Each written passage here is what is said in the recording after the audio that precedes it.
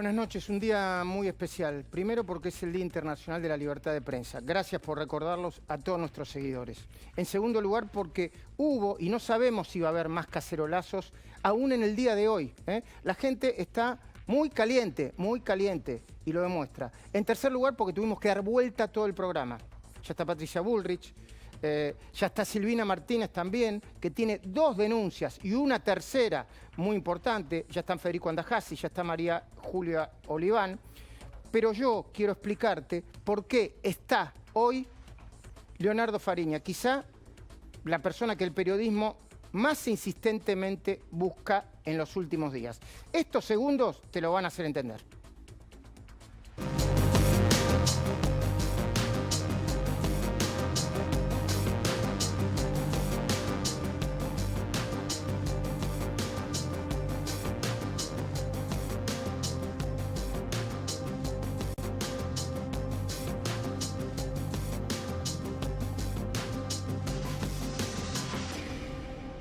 Ahora sí, si me permiten, todos los que están del otro lado y los que están en este estudio, voy a arrancar con mi editorial, que tiene un título que es una pregunta. ¿Alberto Fernández no puede, no quiere, o Cristina Fernández no lo deja? ¿Está gobernando Cristina y nadie nos avisó? Estas 2 preguntas son urgentes, 2 preguntas urgentes. Nos estamos haciendo, no solamente yo, todos los analistas que seguimos con detenimientos las informaciones públicas y algunas secretas que rodean las acciones del gobierno en el medio de la pandemia. Primera pregunta. ¿Alberto Fernández no puede, no quiere o no lo dejan gobernar como se debe? Es decir, de acuerdo a lo que serían, digo serían porque ya no estoy seguro de nada, de acuerdo a los que serían sus verdaderas convicciones. Segunda pregunta. ¿El presidente está siendo doblegado por la vicepresidenta? ¿Y es ella, en consecuencia, la que está gobernando de manera silenciosa, ponele, apelando al secretismo, protagonizando los desbarajustes que termina pagando el propio jefe de Estado con la caída de su popularidad? Lo vamos a analizar obviamente con Patricia Bullrich esto.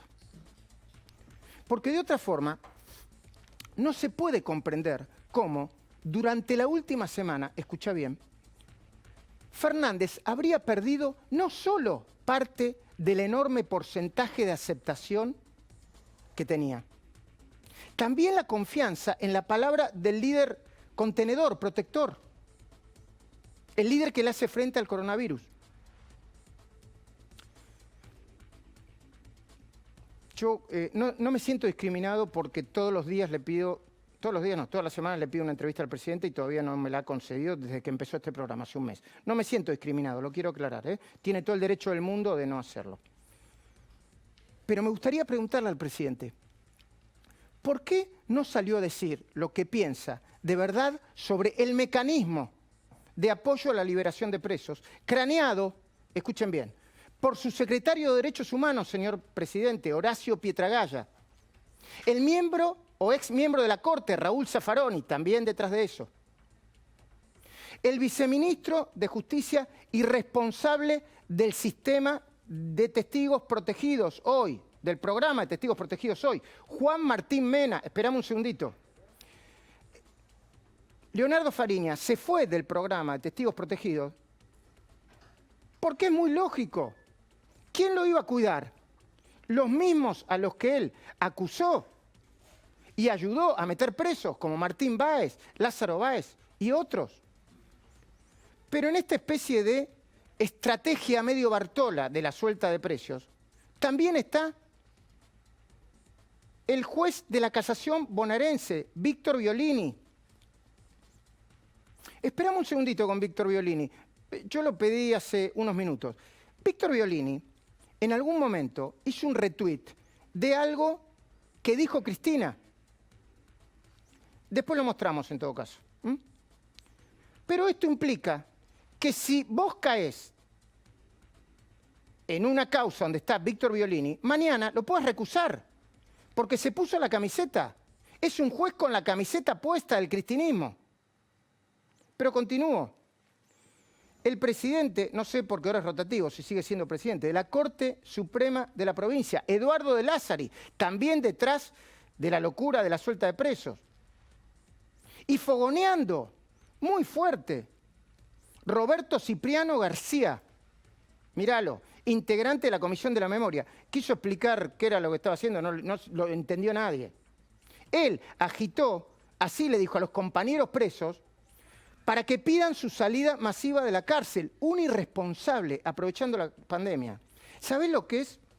Que a personas que están años presas, venga uno con un enchufe, con un funcionario oficial, le diga, vamos muchachos, vamos que ya salimos. ¿Sabés el nivel de irresponsabilidad que tenés que tener para esto?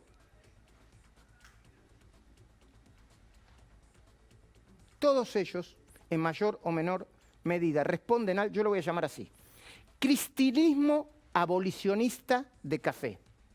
Cristinismo abolicionista de café. Quienes conocemos a Fernández desde hace tiempo, creemos saber cómo piensa. Le debería parecer un delirio que esta combinación de progres de salón con jueces y ex jueces, irresponsables y funcionarios hiperideologizados hayan armado la bomba perfecta, porque es una bomba perfecta. El presidente se debería estar agarrando ahora mismo la cabeza si vio, como en efecto dicen que vio, la lista completa de abusadores, violadores, homicidios, agresores, asesinos y asaltantes a mano armada y condenados por delitos de lesa humanidad, como si esto fuera poco, que ya están en sus casas como producto de este cóctel inflamable. Por eso la gente caceroleó. Y como sea, los cacerolazos que se hicieron oír en todo el país, poneme algún cacerolazo y decime de cuándo es, por favor. Esto fue el jueves pasado. Devoto, Chacarita, Mar del Plata, Misiones, Rosario, Villa Crespo, Colegiales, Villa Urquiza, Neuquén, Vicente López, Caballito. No era Los Chetos de Recoleta, Barrio Parque y no sé qué otro, y Nordelta, como dicen algunos, ¿no? ¿Viste? Para estigmatizar, para etiquetar. No, fue todo el país.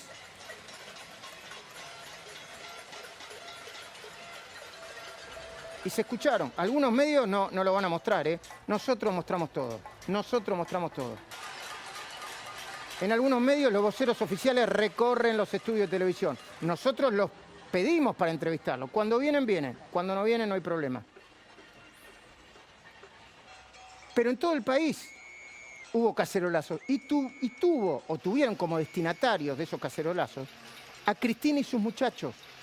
Pero también al presidente. Voy de nuevo, a Cristina, sus muchachos y también al presidente. Es porque no pudo, el presidente no quiso o no lo dejaron decir lo que tenía que decir en el momento oportuno. Hacer lo que tenía que hacer.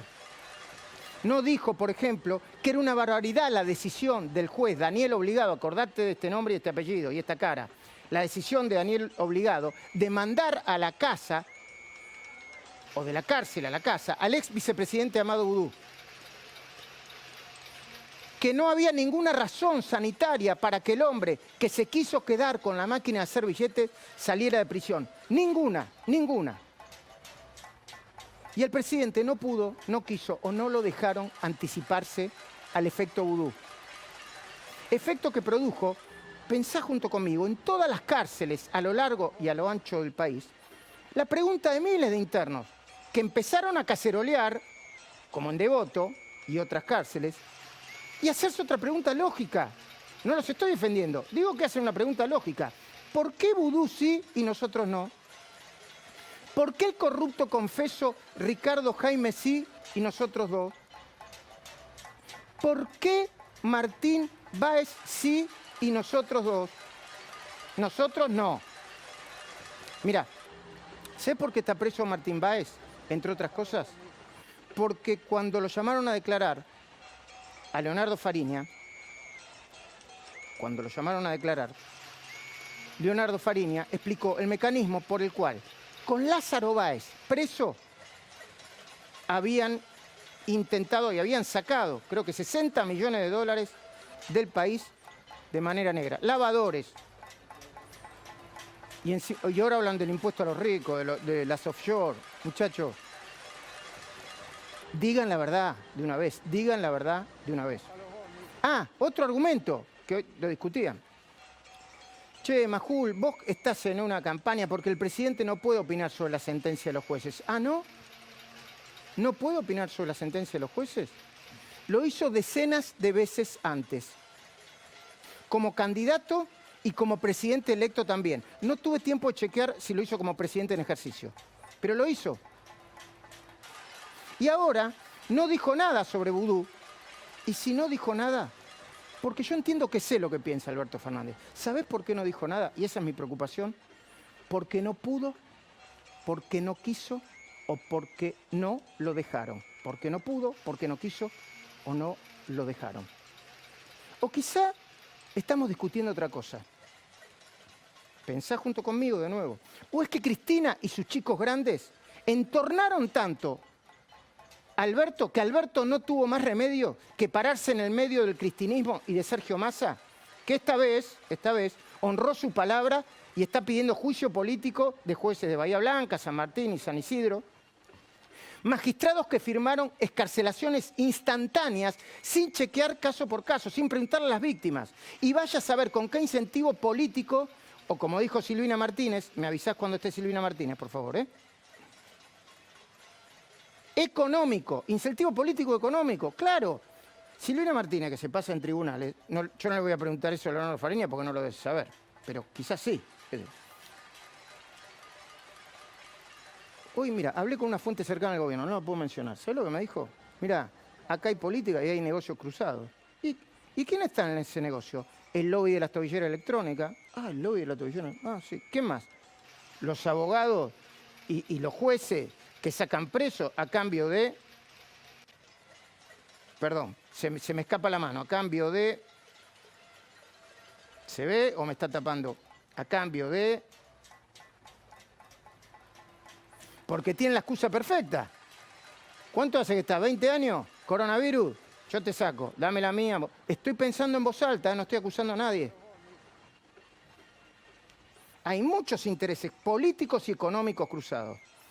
¿Por qué será que Alberto Fernández, en vez de decir y hacer lo que piensa, se enoja con los periodistas primero, cuando no, un clásico, pero también se enoja con los suyos y les prohíbe hablar, escucha bien, de albertismo?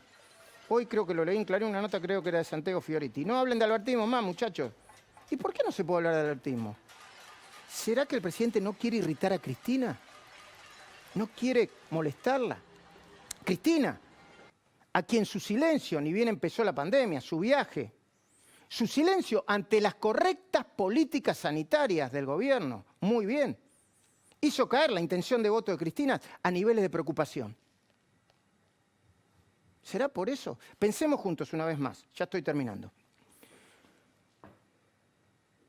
¿Los argentinos estaremos viviendo la peor semana desde que empezó la cuarentena solo porque Cristina se puso celosa de la imagen positiva del presidente y empezó a operar desde las sombras, para esmerilarlo y mantener intacto su proyecto alternativo de poder con Máximo, Kicillof y ella misma, ¿por qué no? Como las figuras que lo encabezarían en las legislativas del año que viene o en las presidenciales de 2023. Ah, vos decís que porque hay pandemia no piensan en eso, yo te aseguro que sí.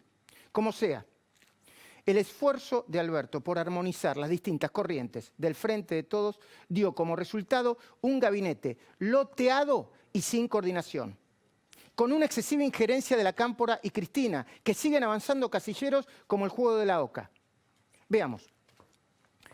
¿Qué hace el viceministro de Justicia, Mena, el que tendría que cuidar si se quedara Leo Fariña en el sistema de testigos protegidos? ¿Qué hace Mena prometiendo a los presos de Devoto soluciones mágicas sin la autorización de la ministra Marcela Lozardo y el presidente de la Nación? ¿Qué hace? ¿Qué hace Mena, ex espía de Cristina, manejando el programa de testigos protegidos? Un escándalo, lo dijimos al principio. ¿Cómo manejar Mena el programa de testigos protegidos? Yo te decía que desde que se supo hace poquito que Fariña estaría en el piso de la cornisa, cientos de personas nos empezaron a preguntar por qué lo invitábamos. Y ya lo dijimos, pasemos del tema. Renunció al programa de testigos protegidos. ¿Y cómo no va a renunciar? Yo también hubiese renunciado. Está cuidando a la gente que operó contra él. Y está en contra de sus intereses. O sea, si Leonardo Fariña habla, ¿va a haber un problema? Tienen un problema. Por eso no lo quieren dejar hablar. Acusó a Cristina, a Lázaro Báez, a Martín Báez, a otros. ¿Por qué? Porque después de estar... ¿Cuántos años estuviste preso? 2 años y 20 días. 2 años y 20 días en cárceles de la provincia y con un intento de asesinato, ¿no? Lo quisieron matar. Sí, ¿no? Te quisieron matar. No lo invento yo, ¿no? Tienes claro cómo se viene usando el COVID-19 como excusa para forzar una liberación masiva de presos, más allá de que debe tener su mirada, y retrasar los juicios de la corrupción K. Pero volvamos al presidente. ¿Por qué Alberto, en lugar de designar en la ANSES a la integrante de la Cámpora, María Fernanda Raberta, no nombra a gente de su confianza si Alejandro Vanoli era un incondicional de Cristina? ¿O nos quieren hacer creer otra cosa? Un cuadro del Instituto Patria, Alejandro Vanoli. Vamos, muchachos. Tan sonso no somos. Igual que Oscar Parrilli y unos cuantos más. Vanoli, Parrilli y Cristina son lo mismo. Y no te engañes, no te dejes engañar. A Vanoli no nos despidieron por lo que dicen los cristinistas, porque se olvidó de sentarse en el directorio que le corresponde al Estado de la empresa Telecom. Lo echaron porque es el principal responsable de las irregularidades en la base de datos del ANSES que denunciamos acá y que siguen generando respuestas desopilantes para rechazar a quienes tienen derecho de pedir y cobrar el IFE, Ingreso Familiar de Emergencia. Irregularidades que te mostramos por primera vez en este programa hace 2 domingos, el 19 de abril pasado. Hoy, junto con Silvina Martínez, te vamos a mostrar nuevas denuncias que involucran nuevas categorías de rechazados. Ahí está Silvina Martínez. Los denominamos los estafados y los defraudados. Vas a ver lo que es esto. Pero también te vamos a presentar un informe que revela ¿se puede decir despelote? Se puede. ¿Se puede, María Julia? No, acá en La Nación Noble. No, sí, por favor. Yo creo que a esta altura sí. Que revela el despelote que hay en la gestión y el oportunismo de algunos funcionarios de gobierno. Porque escucha esto, mientras en el sector privado crecen las suspensiones, los recortes de salarios y en algunos casos los despidos, en el Estado siguen los nombramientos express. Y atención, que se tratan de designaciones que no cumplen con los requisitos básicos, como ya te vamos a mostrar. También vamos a revelar los detalles de una jugada que involucra, de nuevo, cuando no, a Cristina, y otra vez, seguime este nombre y este apellido, al juez Daniel Obligado, el mismo que mandó a la casa Vudú, el mismo que mandó a la casa Carlos Copdevila, partero de la maternidad clandestina de la ESMA y condenado por delitos de lesa humanidad. Resulta que Obligado, integrante del Tribunal Oral Federal 5, escucha bien, está siendo demasiado condescendiente con el abogado de Cristina, Carlos Beraldi. ¿Cómo de condescendiente? Casi tan condescendiente como lo fue Norberto Yarvide con el contador de los Kirchner, Víctor Manzanares.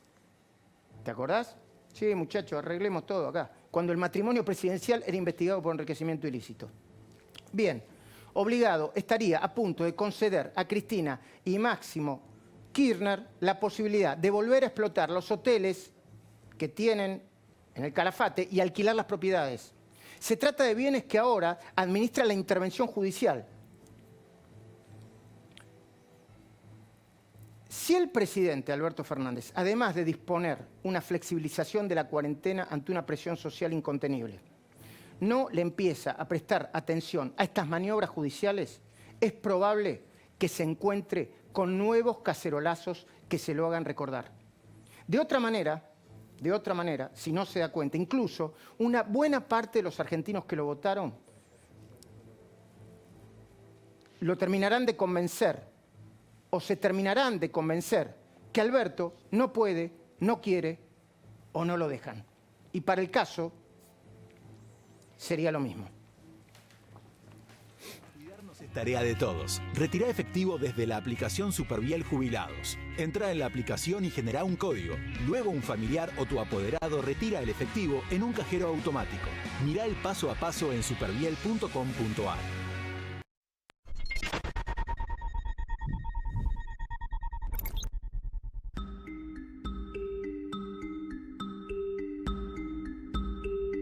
Nos anotamos en el ingreso familiar de emergencia. La solicitud nos salió denegada porque supuestamente pertenecemos a un plan que nunca tuvimos.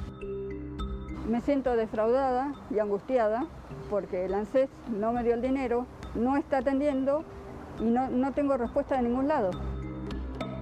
Es una realidad que la estamos pasando mal, sí, como mucha gente, pero bueno, este es un agregado. Bueno, gracias a todos por venir. La quiero a Silvina Martínez en pantalla. Patricia Bullrich, gracias por estar acá. No, gracias a ustedes. Bueno, Leo, gracias por estar acá. Una primera mirada sobre todo lo que hablamos y lo que te está pasando ahora. ¿Por qué renunciaste al programa de Testigos Protegidos? ¿Correcto lo que digo? Sí. ¿Programa? Sí, yo renuncié al programa de testigos en noviembre del año pasado. Una sumatoria de factores. De alguna manera yo ya lo venía pensando desde febrero. Tenía que ver más que nada con una cuestión de ir más allá de las cuestiones de autonomía, de trabajar, de algunas cosas que son más difíciles de hacer en el ámbito del programa, con criterios lógicos muchas veces. Uh-huh. Pero no te voy a negar que considero que era completamente incompatible mi estadía dentro del programa de testigos cuando esa dirección depende directamente del Ministerio de Justicia, que a su vez el Ministerio de Justicia es una dependencia del Poder Ejecutivo, cuando la vicepresidenta de la Nación volvía a ser Cristina y cuando automáticamente, por lo menos en mi previsión, estaban que todas las autoridades iban a ser designadas por sus intereses. No sé si la palabra en cierta manera es infundir temor. Yo considero que esas personas están acostumbradas a o gobernar o a transitar infundiendo temor. Creí que fue lo más sano. Nunca tuve, o sea, siempre tuve en claro de que la mejor decisión era esa. Y ahora con el diario del lunes te digo que es el secretario de Justicia, Juan Martín Mena, que en una etapa,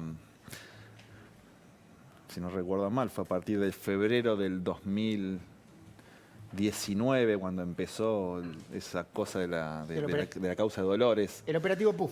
En primera persona y en determinadas canales de televisión me atacó de una manera indiscriminada. Persona que en el 2016, inclusive en la primera entrevista que yo te di a vos, lo nombro como una persona que siempre estuvo en boca de Franco Bindi, actual abogado de Lázaro Báez. Considero que no tiene autoridad ni tiene moral para dirigir absolutamente nada que tenga que ver con una persona. Mena. Sí. ¿Lo conoces bien? Lo conozco por lo que dice Franco. Yo tuve 2 años de defensor a Bindi. Uh-huh. Y todos conocemos la historia que ya la he contado acá varias veces. La otra vez salió a la palestra de vuelta con el tema de la negociación de lo de Devoto, en el cual, si no me equivoco, hay algunos audios de WhatsApp o trascendidos en el cual él prometía libertades como una negociación. Primero que ahí lo que te muestra 2 cosas, o una incompetencia de él como funcionario por desconocimiento o una malicia que tenga que ver con algo político, porque las únicas personas que tienen la capacidad, o sea, la facultad de otorgar una libertad es un juez. El juez está para impartir, siempre y cuando se atengan a un debido proceso, o sea, haya una consulta con el representante del Ministerio Público Fiscal. Bueno, después la versión oficial fue un poco, en realidad no van a cumplir con lo que le prometieron en esa negociación, como que había sido una negociación Estamos para calmar estamos hablando de la suelta de presos, ¿no? La suelta de presos de la revuelta de Devoto. ¿Quién promete en esa negociación? Fue un funcionario ¿Y público. con qué facultad? Menos, claro, sí. Porque ahí tenemos otro tema. Supongamos que él lo pudiera hacer no por facultad, sino por puesto, por investidura de puesto. ¿Quién, Mena? Claro. O sea, estás de alguna manera, de manera directa, metiéndote en la autonomía de los jueces. Estás ejerciendo una presión sobre los jueces, porque si yo como secretario de Justicia te prometo a vos la libertad, Te hago firmar un acta de negociación, que es lo que hizo. Por eso, hay un problema que no va a terminar que no termina la semana pasada. Perdón, Federico Andajasi no lo presenté y a María Julia no lo presenté, creo que lo había presentado. El problema no termina acá, el problema lo tienen para adelante. Pero quiero que me dé una primera mirada Patricia Bullrich sobre lo que está pasando en la cárcel y también con el tema de testigos, del programa de testigos protegidos, porque Patricia Bullrich, no sé si siendo ministra o antes de irse, o después de irse, dijo, cuiden a los testigos, a los que fueron arrepentidos, y de alguna manera jugaron su pellejo declarando en causas, ¿no, Patricia? Sí, bueno, ahí son dos temas que yo creo que van de la mano, ¿no? Porque recordemos que este gobierno comenzó con un plan de impunidad, que fue el plan de declarar que todos los presos eran presos políticos, que no había causas de corrupción, que se debían cambiar a los jueces, que tenían que renunciar los jueces y jubilarse antes. Y todo eso también comenzó cuando uno mira la cantidad de presos que salieron ya en diciembre, en enero y en febrero. Ya había una decisión de un cambio radical en la política criminal de la Argentina. Quien está hoy al frente de Testigos Protegidos, además de Mena, es Santiago Eguren, que fue denunciado en la Organización de Estados Americanos por espionaje en las elecciones en Bolivia. Es una persona que pertenece a la AFI, es de la Agencia Federal de Inteligencia. Un espía. Bueno, es legal. Un funcionario de la AFI y una persona que participó, como te dije, de operaciones bastante poco transparentes, como fue esta denuncia que hizo la OEA. El problema acá fundamental es que el gobierno, con los testigos protegidos y con los arrepentidos, tuvo el mayor de los problemas, porque en la Argentina durante años nunca se pudo investigar la corrupción porque las pruebas no eran tangibles. A partir de la ley de arrepentidos, eso se volvió tangible, comenzó un sistema procesal absolutamente nuevo en la Argentina que generó una revolución que nunca hubieran esperado. En consecuencia, creo que haber puesto a esta gente al frente de Testigos Protegidos tiene un solo objetivo, que es meterles que miedo, se arrepientan de su arrepentimiento, es decir, apretarlos para que se arrepientan de su arrepentimiento. ¿Me disculpas un segundito, Patricia, que ahora te vuelvo a preguntar sobre lo que te dejé? ¿Y vos estás arrepentido de haberte arrepentido? En absoluto. Mira, te voy a poner un ejemplo que es lo único que voy a hablar de la causa en la que yo estoy, porque el juicio está próximo a terminarse, pero te voy a dar un dato que es fáctico, que lo puede corroborar cualquier ciudadano de la nación, porque los juicios son orales y públicos. Desde el 2000, como te dije, de febrero del año pasado, que empezó el tema de la causa Dolores, horas y horas, durante semanas, estuvo la cadena de C5N diciendo de que yo había sido guionado, que había recibido pagos del Ministerio de Seguridad, que me había tenido información de parte del Ministerio de Justicia, que el AFI, que todo está... Bueno, esa causa, obviamente, en cuanto a lo que hace mi persona, quedó absolutamente enladada, ni siquiera fui imputado por el juez, a pesar de haberme presentado de manera espontánea 3 veces, con escritos, con pruebas, o sea, deslindándome prácticamente de las responsabilidades. Se da una particularidad, que obviamente, como todos saben, desde el 10 de diciembre que cambiaron las autoridades, producto del resultado electoral, hay un nuevo director de AFIP, está Marcó del Pon en AFIP, y tenés 2 nuevas autoridades en la UIF y en la OA. Resulta que en el juicio, que denomina la ruta del Dinocal, en el cual yo estoy cursando, se dieron 2 alegatos y parte del tercero. El primer tramo fue el alegato de la AFIP, el segundo de la Unidad de Información Financiera. ¿Y a dónde querés llegar, Leo? Y el tercero de la OA, que no terminó, pero ya hizo gran parte. En los tres alegatos que representan 3 organismos del Estado, todos acusaron como delito precedente a la asignación fraudulenta de obra pública. Ergo, ratifican el papel y la relación espuria entre Lázaro Báez y Cristina Fernández de Kirchner.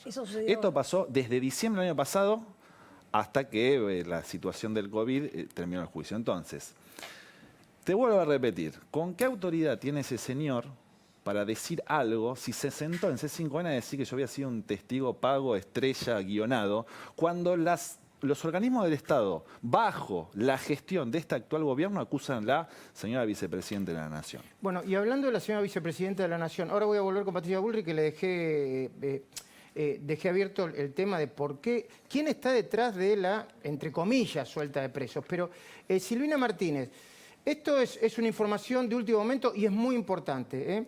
Hablamos del juez obligado y en las últimas horas Silvina Martínez presentó ante el Tribunal Oral Federal número 5, que integra Daniel Obligado, como amiga del tribunal, como amicus curiae, una presentación para evitar que...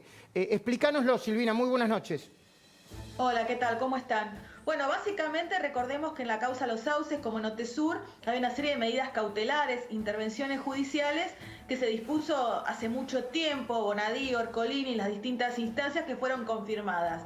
En el medio de esta pandemia, en el medio en que la justicia está virtualmente paralizada, el juez obligado resolvió... Ahí se perdió. Sospechosas para un juez, ¿no? Perdón, a ver si podemos mejorar la comunicación. Ahora? Sí, te escuchamos hasta el juez obligado resolvió. ¿Qué resolvió, Silvina Martínez? Bueno, lo que él planteó es hacer un estado de despacho en todas las intervenciones judiciales para precisamente levantarlas. A ver, recordemos que estas medidas son cautelares para evitar que los Kirchner sigan administrando lo que son el patrimonio que la justicia considera que es producto del ilícito de las maniobras de lavado de dinero que se vienen investigando en estos dos juicios. Ahora, obligado no es la única actitud que tuvo en el último tiempo. Obligaba a los interventores a reunirse con el abogado de los Kirchner, Carlos Beraldi, como si fueran empleados de la familia Kirchner en lugar de ser auxiliares de la justicia. También dispuso la devolución previa a esta medida de 2 propiedades, el hotel, Los Sauces y una casa que queda en la calle 25 de Mayo. No contento con esto, los Kirchner vienen presionando para que se levanten las medidas cautelares y el juez, en el medio de esta feria extraordinaria que se dictó, resolvió hacer un estado de despacho a los interventores para analizar si conviene seguir teniendo estas medidas cautelares en una previa para devolverle la administración a la familia Kirchner. Bueno, esta presentación que hice la semana pasada es precisamente para evitar esta maniobra, porque recordemos que los querellantes en estos juicios, como mencionábamos hace un rato, también son la UIF o la Oficina Anticorrupción, que están en manos del propio Poder Ejecutivo, con lo cual no están planteando nada en torno a rechazo de levantar estas medidas cautelares, que sería muy grave para lo que tiene que ver con el proceso. Cristina, perdón, chat, hay tantos nombres. No, Cristina aparece todos lados. No, por favor. Silvina, vos habías dicho durante la semana que vos creías, por tu experiencia en los tribunales, que acá debe haber un tema económico también en esta especie de tsunami de sacar presos que están entongados con los jueces de distintas instancias y algunos abogados, supongo. Sí, bueno, claramente, a ver, quienes conocemos el manejo de tribunales y el Poder Judicial, hay muchos abogados y muchos jueces que obviamente hacen bien su trabajo, ¿no? Pero también sabemos que hay jueces y abogados que se manejan con el signo peso como la moneda de cambio para poder permitir determinadas libertades. Y en este contexto, donde es una medida totalmente arbitraria, donde no está fundada en lo que tiene que ver con un proceso judicial y se da en el marco de esta situación excepcional, claramente se da en el contexto de dinero, o por política o por dinero, es lo que se está terminando de resolver la liberación de determinados presos. No te vayas, por favor, Silvina, de ahí. Patricia Bullrich, era la pregunta que no te dejé, terminar de desarrollar. ¿Por qué salen? ¿Qué pasó? ¿Qué pasó que empezaron a salir presos a lo loco? Explícanos el cóctel de nuevo, así lo entiende todo el mundo, Patricia. Bueno, para mí es una cuestión ideológica. Es la ideología de que el preso es la víctima y que la víctima no tiene ningún derecho en la Argentina.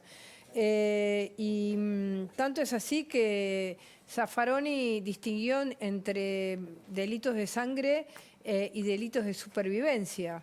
Que es una cosa absolutamente fuera de lugar, porque si una persona va a un almacén a robar comida y termina matando al almacenero, la lógica es entre el delito de sangre y el delito de supervivencia, no existe en la Argentina y en el mundo hace muchísimos años. Y tampoco nunca existió. Perdón, no entiendo. Ahora te doy, Federico. No,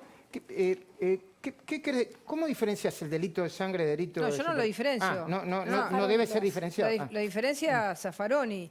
Acá arrancaron diciendo, primero, con una provocación total y absoluta, que fue la del secretario de Derechos Humanos, diciendo, Pietragala diciendo Jaime afuera, Jaime, el caso de Once, estrago, lo más algo que sufrió toda la sociedad. Eso sin duda que generó una reacción concreta en los presos que dijeron, a mí también me toca. Y ahí comenzó toda la ideología que impera en este gobierno, que es que el preso tiene determinados derechos o que el delincuente tiene determinados derechos por haber sido una víctima de la sociedad.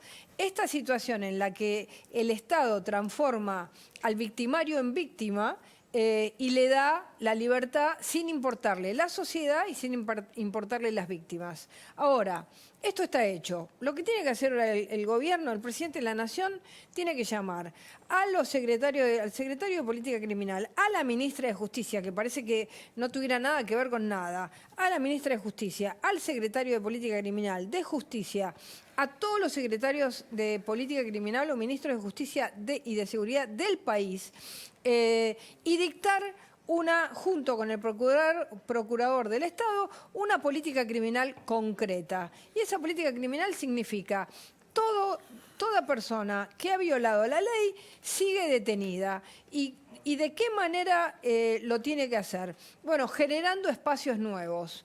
En las Naciones Unidas, por ejemplo, en lo que se llama el acta Nelson Mandela, que tiene que ver con los detenidos, porque Mandela estuvo 40 años detenido, hay una cantidad de formas de tener a los detenidos en momentos en los que vos no tenés lugares en las cárceles. Claro, por ejemplo, hay manera de hacerlo bien, decís vos. Claro, Patricia. por ejemplo, hay sistemas que usan los trabajadores, tipo containers abiertos con ventanas, iluminación, hay espacios concretos vacíos que vos podés utilizar. Es decir, lo que hay que hacer es cumplir la ley. Si hay alguna persona que tiene que estar en un hospital porque tiene una situación de salud, habrá que elegir un hospital en el país que esté dedicado a los presos. Ahora, yo lo que le digo ahora a Alberto Fernández es, ya tiró la pelota afuera, dijo que era cuestión de los jueces, le tiró toda la responsabilidad a los otros, no se hizo cargo que la política criminal en la Argentina es un baile de dos. Es el Poder Ejecutivo desde los Ministerios de Justicia y Seguridad y son los jueces de ejecución de la pena. Muy bien. Entonces, pero para terminar. Igual tenemos mucho tiempo, Patricia. El Fernández tiene que hacer algo muy concreto. Tiene que reunir ese comité y tiene que volver atrás. El Servicio Penitenciario Federal tiene que evaluar todas las personas que han salido con delitos complejos. Eso tienen que volver de nuevo al lugar donde estaban o a lugares donde tienen que estar cuidados si su salud está deteriorada. Y no podemos volver de nuevo a decir yo no tengo nada que ver, porque no es verdad que no tiene nada que ver. Este es un verdadero despelote que no terminó, que esto recién empieza. Me decía Fede, dale. Sí, Luis, es interesante preguntarse el por qué. Vos decías, ¿por qué está suelta de presos? Bueno, yo creo que el kirchnerismo... Entre comillas, digo, yo no hablo de suelta de presos. No, sí, totalmente. Es interesante ver las derivas que ha tenido el kirchnerismo en esto, ¿no? Y tiene una historia bastante extensa, pero hay que entender ¿Vos que el coincidís kirchnerismo... con lo que dice Patricia Burri, que es ideológico? Yo creo que el kirchnerismo no tiene convicciones, tiene conveniencias. Y que adecua ¿Qué es su ideológico discurso... cuando le conviene? Claro, bueno, yo te contaba en Mirá, fue el jueves, que el estudio de Néstor y Cristina Kirchner defendieron en Santa Cruz al sátiro del pasamontaña, que fue un violador serial, un servicio de inteligencia un militar represor que fue defendido por Néstor y Cristina, un violador. Un violador. Entiendo. Después, cuando el discurso fue otro y se abrazaron a las madres de Plaza de Mayo y adhirieron al discurso Foucaultiano, pero eso fíjate vos que tuvo otra deriva, porque en 2010 Cristina, creo que fue en el discurso de apertura de sesiones, dijo que los jueces en Argentina estaban tarifados. Eso mismo que dijo Silvina, que estaban tarifados y que recibían dinero por ejemplo, sacar precios. Claro, pero en ese caso los acusaba porque estaban tarifados porque le perjudicaba a ella, ¿no? Obviamente. Entonces, cuando les conviene, hay lawfare. Cuando no les conviene, la justicia es independiente. Espérame, ya te doy, Leo. Vos tenés una mirada muy sensible sobre la calle. ¿Por qué crees que hubo una encuesta del 82% de la gente en contra de esto y que no fue solamente en los barrios? Sí. ¿Qué pasó? Bueno, algo se quebró, ¿no? Se quebró lo mismo que se quiebra siempre, ¿no? Esa idea que tenemos todos los argentinos que el que hace las cosas bien es un gil finalmente y el que hace las cosas mal tiene la protección del Estado. La dicotomía de por qué Alberto Fernández no puede hacer todo lo que está diciendo Patricia Bullrich es porque, bueno, es el presidente de la Nación, pero no es el líder del espacio político que gobierna este momento del país. ¿Por qué? Porque si no serían tan contradictorios los mensajes oficiales. No vengan ahora con la versión oficial de que los jueces son los que tienen la responsabilidad. No, todo esto comenzó, como vos bien lo mencionabas, con la liberación de Vudú, con el pedido de Pietragala de Jaime, con un discurso político, con una ideología detrás de lo que después derivó en Devoto. La negociación, que se siente el gobierno a negociar, es otro signo político. Los jueces, ¿qué tienen que hacer con respecto a esta cantidad de habeas corpus que les fueron presentados? Investigar caso por caso. ¿Tienen los recursos para hacerlo? Mira, pero lo voy a volver a decir porque es una información del último momento. Massa presentó, yo no sé, anunció que iba a presentar un juicio político para tres jueces, San Martín, San Isidro y Bahía Blanca. El juez de Bahía Blanca, ante la presentación de Massa, papelón, además, ¿no? A uno que había largado, acusado de agresión sexual, Blum, sí. A uno que había largado dijo, no, espera un segundito. Bueno, y ahora hablamos con gente cercana a Massa, dijo, yo voy a seguir con el juicio político, porque esto es un mamarracho. Bueno, y hace un rato Santiago Cafiero dijo, si los jueces se equivocan, tienen que responder. O sea, ahora hay todo un relato de tirar la pelota fuera de la cancha, pero tenemos que no olvidarnos que lo superó la situación. Comenzó... Me quiero tener un segundo. ¿Cómo son las cárceles? Vos estuviste en la cárcel de la provincia de Buenos Aires. No, ¿Cómo yo estuve son? en cárcel, sí, estuve en Ezeiza, pero es el sistema federal. El sistema penitenciario federal. ¿Cómo son? Mejor. Mira, yo con este tema a mí me parece muy interesante porque tengo una opinión formada desde el reconocimiento de haber yo cometido un acto criminal, soy confeso, como el de haber pasado un tiempo muy importante en la cárcel y saber cómo es particularmente esa cárcel y cómo la historia terminó juzgando, por decirlo de alguna manera, por qué a mí me detuvieron. Entonces, si me das 2 minutos, porque es un tema bastante sensible. No hay acá todo el mundo puede hablar, todo el mundo me pide tiempo. Dale, adelante, dale. Mi experiencia en la cárcel, como la de la mayoría de las personas, fue quizás la más traumática por un lado, porque si no estás detenido vos no te podés imaginar lo que es estar detenido, porque la libertad es un bien no te das cuenta hasta que la perdés. No te das cuenta hasta que la perdés. Es innato. De hecho, viste que hay muchas noticias que dicen como que la gente está muy sensible con la cuarentena por el encierro. Bueno, imagínate si por el encierro en una casa te sensibilizás lo que es estar ahí. Después yo tengo una visión que por experiencia digo de que una de las cosas que el Estado tiene que trabajar o tiene que cambiar es el sistema penitenciario. El sistema penitenciario Argentina, por lo menos en la etapa que a mí me tocó estar, es deplorable. ¿Por qué? Porque ante todo es una sobrepoblación carcelaria importantísima, número 1. Segundo, las condiciones van por fuera de lo que la Constitución dice. El artículo 18 de la Constitución dice claramente que las cárceles deben ser limpias, sanas, para seguridad y no para castigos del detenido. Cosa que no pasa. Porque la verdad que no pasa.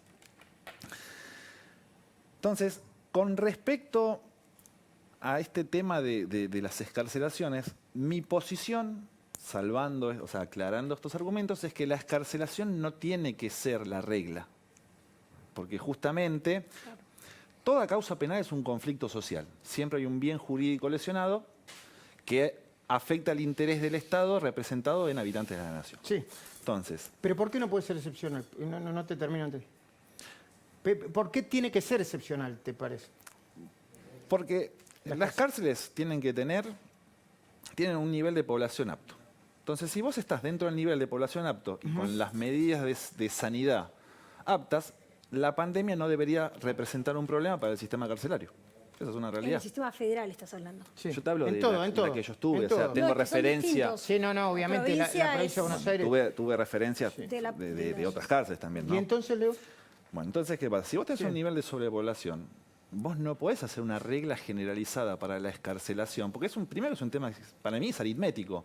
Si las cárceles resisten 10 personas, si hay 12, tenés que ver qué haces con esas 2 demás. No es escarcelo, es creo un mecanismo alternativo para que esa sobrepoblación no haga un problema. Hay solución, pero no es esta. Claro. Okay. Número 2. Entonces, sí. Vos nunca podés hacer, a mi manera de verlo, un criterio de excarcelación generalizada. ¿Por qué? Porque las detenciones son individuales. Las condiciones de las personas que cometen un delito es individual. El criterio fue Tercero. la población vulnerable. Claro, pero vos podés... Siempre hay una población vulnerable desde el punto de vista de que se considera población vulnerable 60 años para arriba. Tenés presos de 61 y para abajo. Tenés afecciones coronarias, tenés los que lo tienen y no lo tienen. Afecciones pulmonares, tenés los que lo tienen y no lo tienen. Ahora bien, en un Estado con una política criminal adecuada, tiene que tener o prever los recursos para que no salga una resolución de la casación que haga de manera cuasi automática la liberación de personas. Bueno, esto es lo porque que en el está medio, pasando. ¿qué pasa? Vos para excarcelar a alguien tenés que tomar en cuenta varios factores, sobre todo la criminalidad del hecho. Claro. No es lo mismo una persona que abusa, Lo que decía Patricia el abuso, Bullrich, claro. yo esto te digo inclusive con el código que me tocó aprender dentro de la cárcel.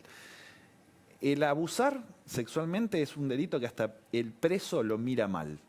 O sea, hay un pabellón especial porque si no los pueden matar o replicar el acto. Sí. Ahora, vos por una cuestión de pandemia, vos no podés de manera cuasi automática escarcelar a un abusador porque tiene 61 años o porque tiene una afección cardíaca. No, y además que fue para su casa. Déjame que Pero le... déjame terminar porque es que me quedo sin tiempo. un tema Leo, muy dale, vulnerable. por favor. Mi mayor controversia en este momento es cuando a partir de una situación de un conflicto sanitario a nivel de Estado por el COVID, se aprovecha la situación para marcar diferencias en los derechos de las personas por más que sean detenidas. Porque yo no entiendo cómo el secretario de Derechos Humanos presenta 7 escritos en 7 juzgados distintos pidiendo libertades. Porque yo pregunto algo. Luis Delía, perdón, lo recuerdo, Luis Delía, Martín Báez, Lázaro Báez, Claro, la exintendenta de Perugorria que está acusada de defraudación. Yo pregunto lo mismo. Supongamos que yo en este momento hoy estuviera detenido. Sí. ¿Sí? Yo soy parte de la Argentina, ¿no? Claro. ¿Por qué yo tengo menos derecho o mi apellido tiene distintos, no tiene igualdad con Ricardo Jaime? La pregunta es ¿por qué? O Vudú, que lo sacaron. Sea quien sea, no importa. El tema es que si vos representás los derechos humanos, si realmente tenés una política de aplicación de los derechos humanos para que las cárceles no haya hacinamiento, no haya sobrepoblación y demás, no pidas por tu color político. Pedí por Juan Pérez, pedí por el tipo que no conocés, pedí por el tipo que robó una cartera. Claro. No pidas por el tipo que Sí, te ese dice es que el fue concepto. ministro del Transporte, por ejemplo, que reconoció haber obstruido investigaciones quedándose con prueba y demás, porque fue funcionario público. Porque yo pregunto, ¿eh? ¿Cuál es la diferencia entre el tipo que sale a robar un kiosco o el tipo que fue ministro de Transporte y es confeso? Que el ministro de Transporte... claro. ¿Por qué la Secretaría Corrupto confeso, ¿Por qué la Secretaría de obvio. Derechos Humanos tiene mayor prelación en la representación de los derechos humanos de un funcionario público afín al color político de los que están ahora con respecto a, por ejemplo, mi persona cuando fui detenido por evasión? Porque voy a decir una cosa muy interesante, que el kirchnerismo no tiene convicción, sino que tiene conveniencia. A mí me detuvieron el 25 de marzo del 2014 y me acuerdo del fallo que supuestamente decían ¿cómo se llama esto? La gravedad del hecho. Sí. De la oreja. Cualquier recurso que yo presenté fue rechazado prácticamente inlimne. Sí. Para un delito escarcelable, ¿eh? No, porque la mínima es de 4 años. Igual los delitos no son escarcelados o no por la pena. Hay un plenario que es el fallo, el Díaz Besone, que hay... No importa la pena en expectativa. Esto ya está, una discusión ya está saldada en casación.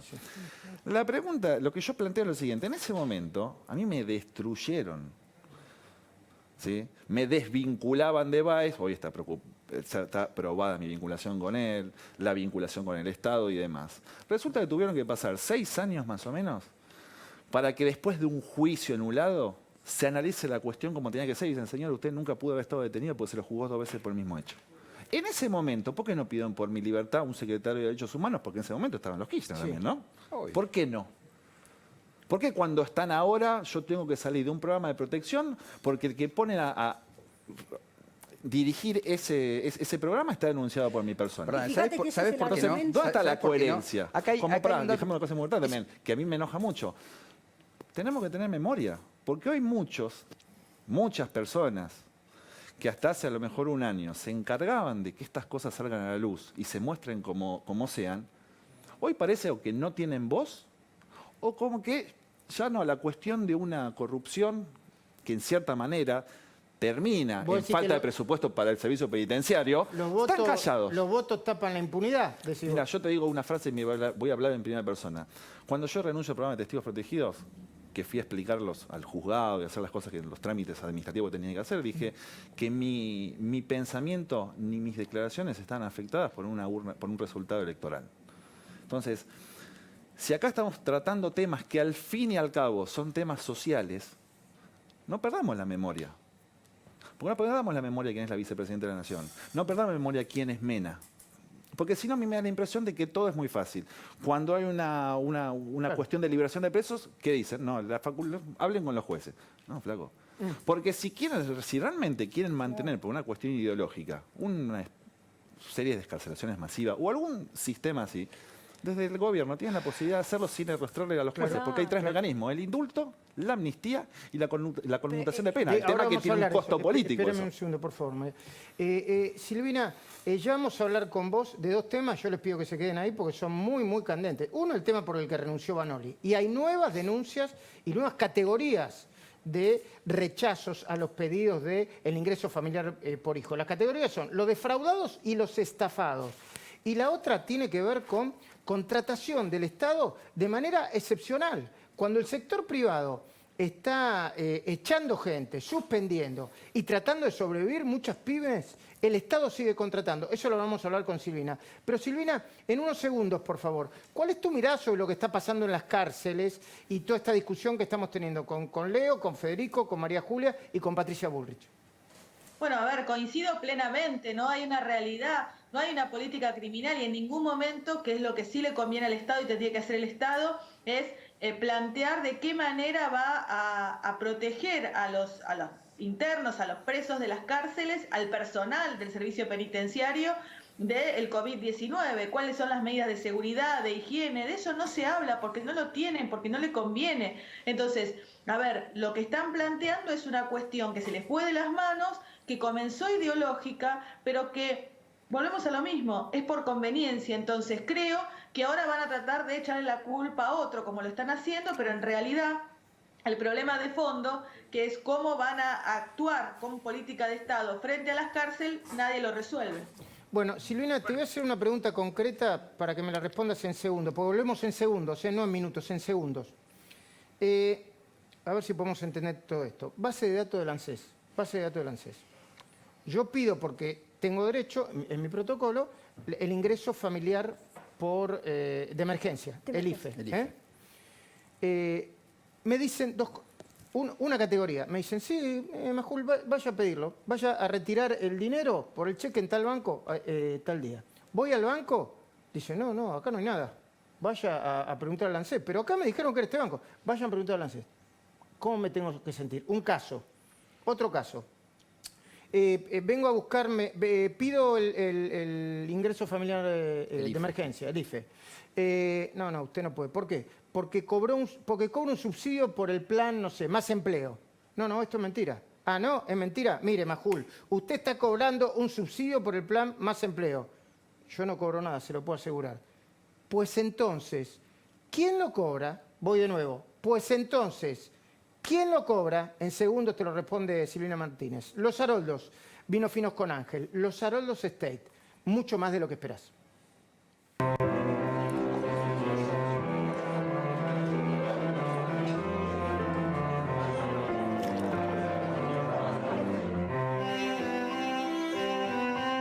Los Haroldos Estate, mucho más de lo que esperás. Ahora volvemos con el tema de los presos, pero no quería dejar de preguntarle y después presentar la información, las placas, esto. ¿Es cierto que hay mucha gente que cobra en nombre, supuestamente, mío o de a quien debe cobrar y sería una defraudación esa, Silvina? Haceme entender. Bueno, a ver, yo creo que nosotros cuando empezamos a analizar e investigar este tema del ingreso familiar de emergencia y la base de datos del ANSES, no nos imaginábamos que iba a ser esta caja de Pandora, ¿no? Porque cada vez que seguimos hurgando y que la gente nos sigue mandando cientos y cientos de denuncias, no podemos creer lo que está sucediendo. Recordá que en un primer momento eran los datos falsos y pensamos que ese era lo más terrible. Pero no, ahora nos encontramos con otros dos grupos grandes de personas, estoy hablando cientos y cientos de beneficiarios. Por un lado, personas que le aceptaron el pago, le dijeron qué fecha iba a cobrar, le dijeron qué banco. Cuando fue a ese lugar le dicen que no hay nada, que el ANSES no mandó nada. Cuando llama al ANSES, lo peor, el ANSES le dice: no señora, si usted no cobra, en 10 días la plata vuelve al ANSES y no tiene derecho a reclamar. ¿Pero dónde querés que cobre? Si no hay plata, no mandaron nada. Bueno, este es un grupo grande, que son los defraudados, los que se ilusionaron con que iban a cobrar el dinero y de golpe nadie les da una explicación y no tienen nada. Y del otro grupo grande nos encontramos con los estafados, aquellas personas que le deniegan el beneficio alegando que cobran o una jubilación y un plan social. Primero pensamos que eran datos falsos, como lo del extranjero o los que tenían más de 120 años. Y después nos encontramos que alguien está utilizando los datos de estas personas para cobrar un plan social o para cobrar una jubilación.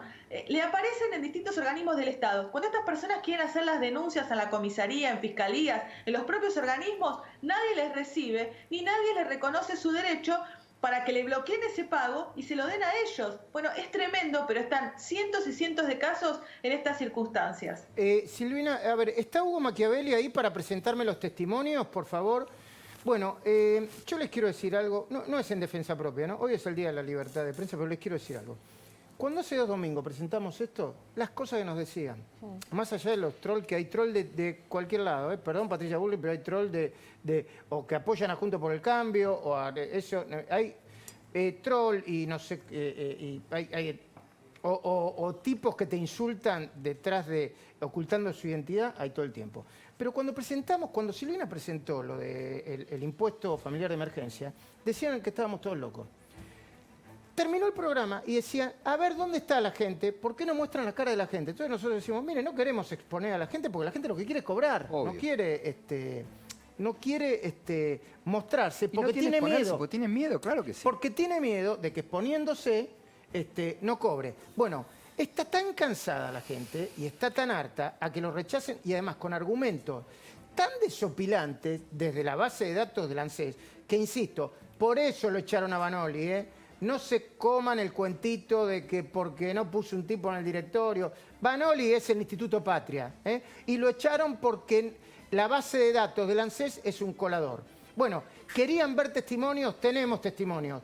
Y tenemos testimonios de casos nuevos, con categorías nuevas que aparecen y que los está presentando Silvina Martínez. Hugo Machiavelli, buenas noches. Hola Luis, buenas noches. Te vamos a contar la cara, los casos de las personas que no tienen dinero y que fueron estafados y defraudados por el ANSES. No tienen ni para pagar el alquiler, reciben la ayuda de sus amigos o de sus hijos.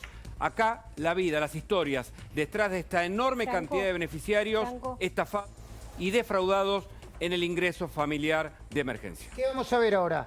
Vamos a ver la historia de Alicia y vamos a ver la historia de Ana María. 2 casos que representan estas 2 categorías. Por un lado, personas que le utilizan el nombre para cobrar otros planes sociales y, por supuesto, no les otorgan el IFE. Y personas que dicen: el ANSES le pagó el IFE, van al banco y no se encuentran con el dinero. El ANSES dice que pagó, pero alguien se quedó con esa plata. Veamos.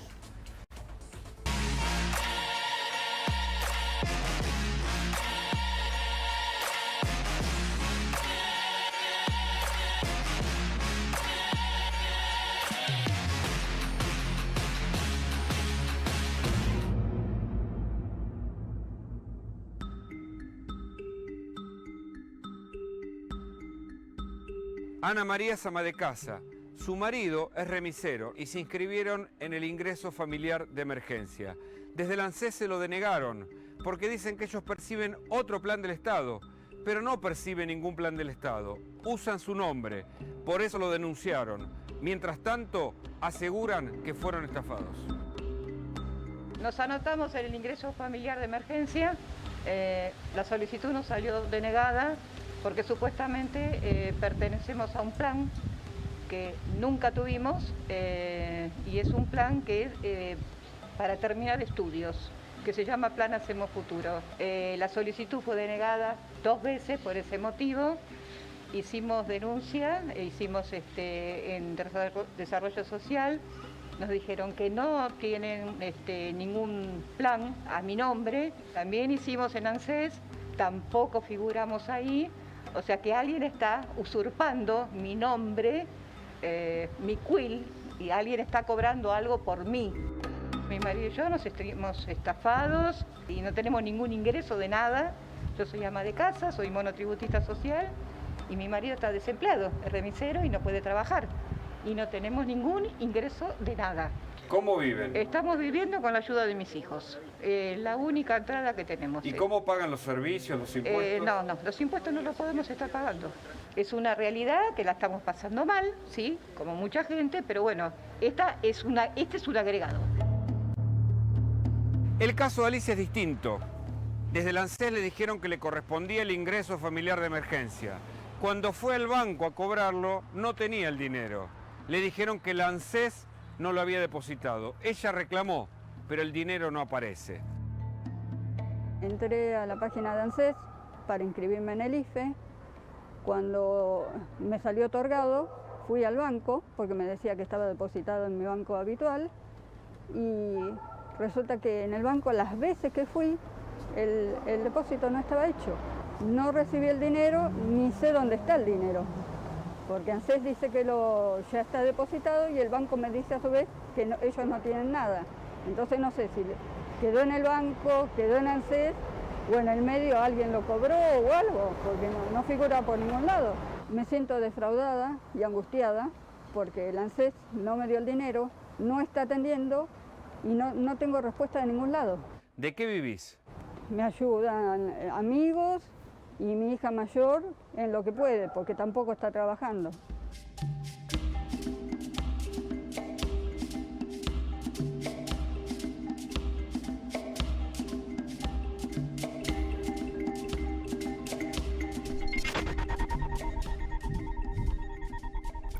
Bueno, Silvina Martínez, cerrame esto, así vamos al mano a mano con Patricia Bullrich, por favor.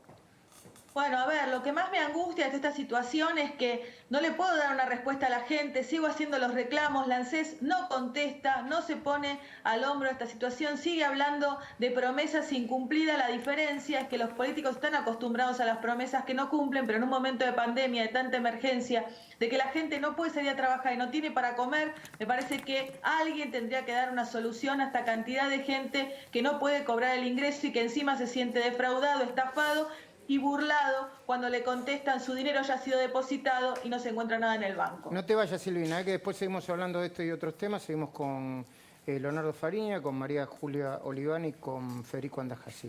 A ver, Patricia, ¿qué está pasando con el gobierno en este momento? ¿Por qué está como está?